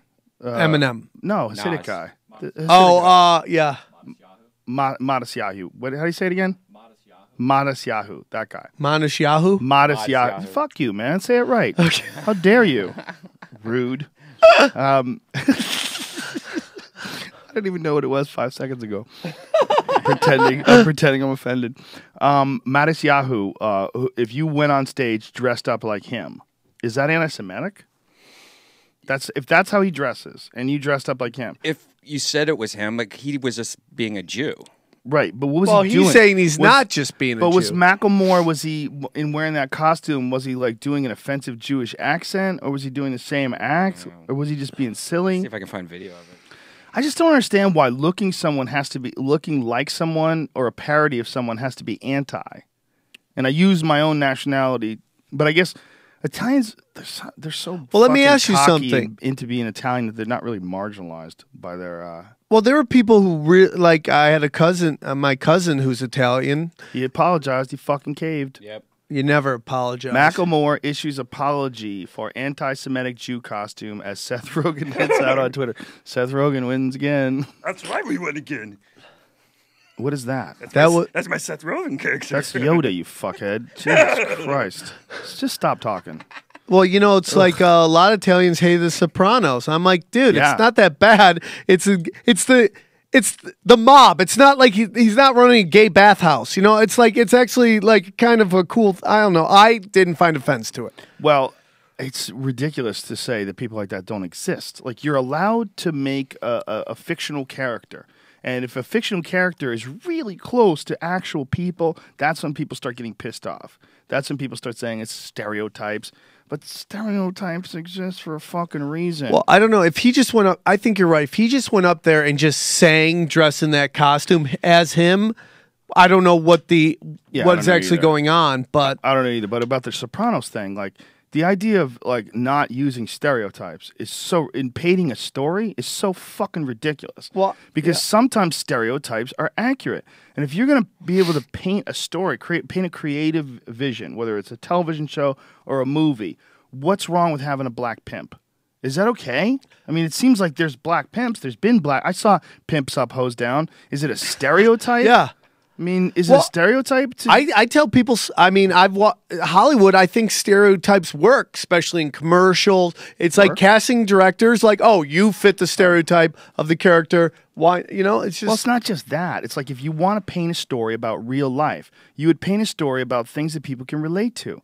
And one of the things that people can relate to is an Italian guy with fucking pizza stains on his T-shirt and gold chains on. Those are real people. Wearing sweatsuits. If you got a guy like wearing sweatsuits like fucking Tony Soprano, go, hey, where's the gabago? Where's the fucking guy with the thing? Yeah. Where's the ziti? The fucking ziti. Those are real people. Yeah. Like, you know those people. Yeah. If you listen to Floyd Mayweather's dad, okay, that's a real guy. Yeah. It's a real old black boxer. Yeah. If you're going to make a parody of an old black boxer and you had a guy who could speak very well and he looked like that guy and he started, like if you got Ian Edwards to do Floyd Mayweather, would that be a stereotype? Is it a stereotype when there's a real person that's like that? I agree. A lot of them. I understand. It is a stereotype, but shouldn't you be allowed to do that when you're portraying fiction? The idea that that the Italian American Defamation League would want every Italian to be like Leonardo da Vinci, you know, or Michelangelo or something like that. Right. Only the most positive.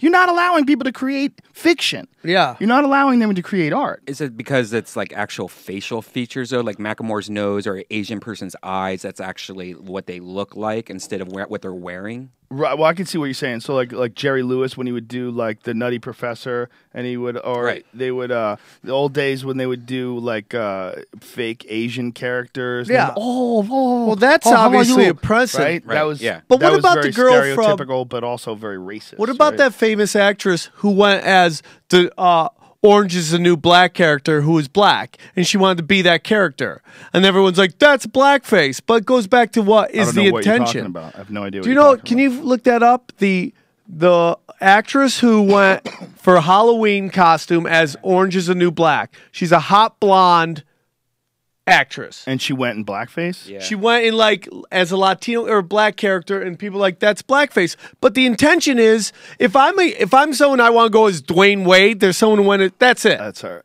Okay. She loves the show. What's the intention there, or do we have just a set rule? Blackface. Yeah, you can't even go tan face. Yeah. Tan face is dangerous, right? If you're not tan, like say you want to be a Brazilian, you want to pretend to be Brazilian. Yeah. You can't do that. You can't do that. No. You can't do tan face. You can't do brown face. But what you can do is whiter face. If you're a white person, white girls, you can make you could do a white person could make the fucking make their skin white as shit and give themselves red hair, and no one picks up the slack. I can go as Conan O'Brien. Is that what you're saying? Exactly. That's what I'm saying. Sounds like a Halloween costume. Sam Tripoli. All right, dude. What's the name of your CD again? One more time. Believe in yourself. Believe in yourself, ladies and gentlemen.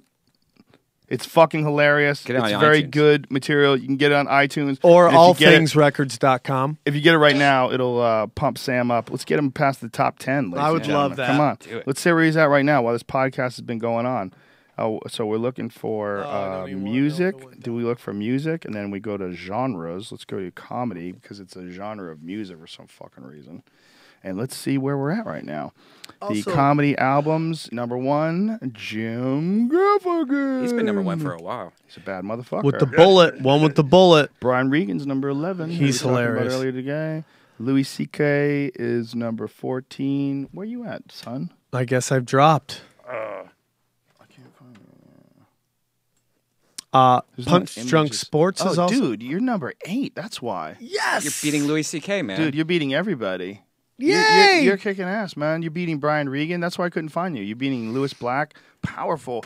Just through the fucking power of the internet. I'm so excited to be top 10. You're not on any TV shows right now. You're just slamming it home through the internets. I'm really excited. Thank you, everybody. Congratulations, my brother. Congratulations. That's the best thing ever. Powerful Sam Tripoli. Top 10. Follow him online.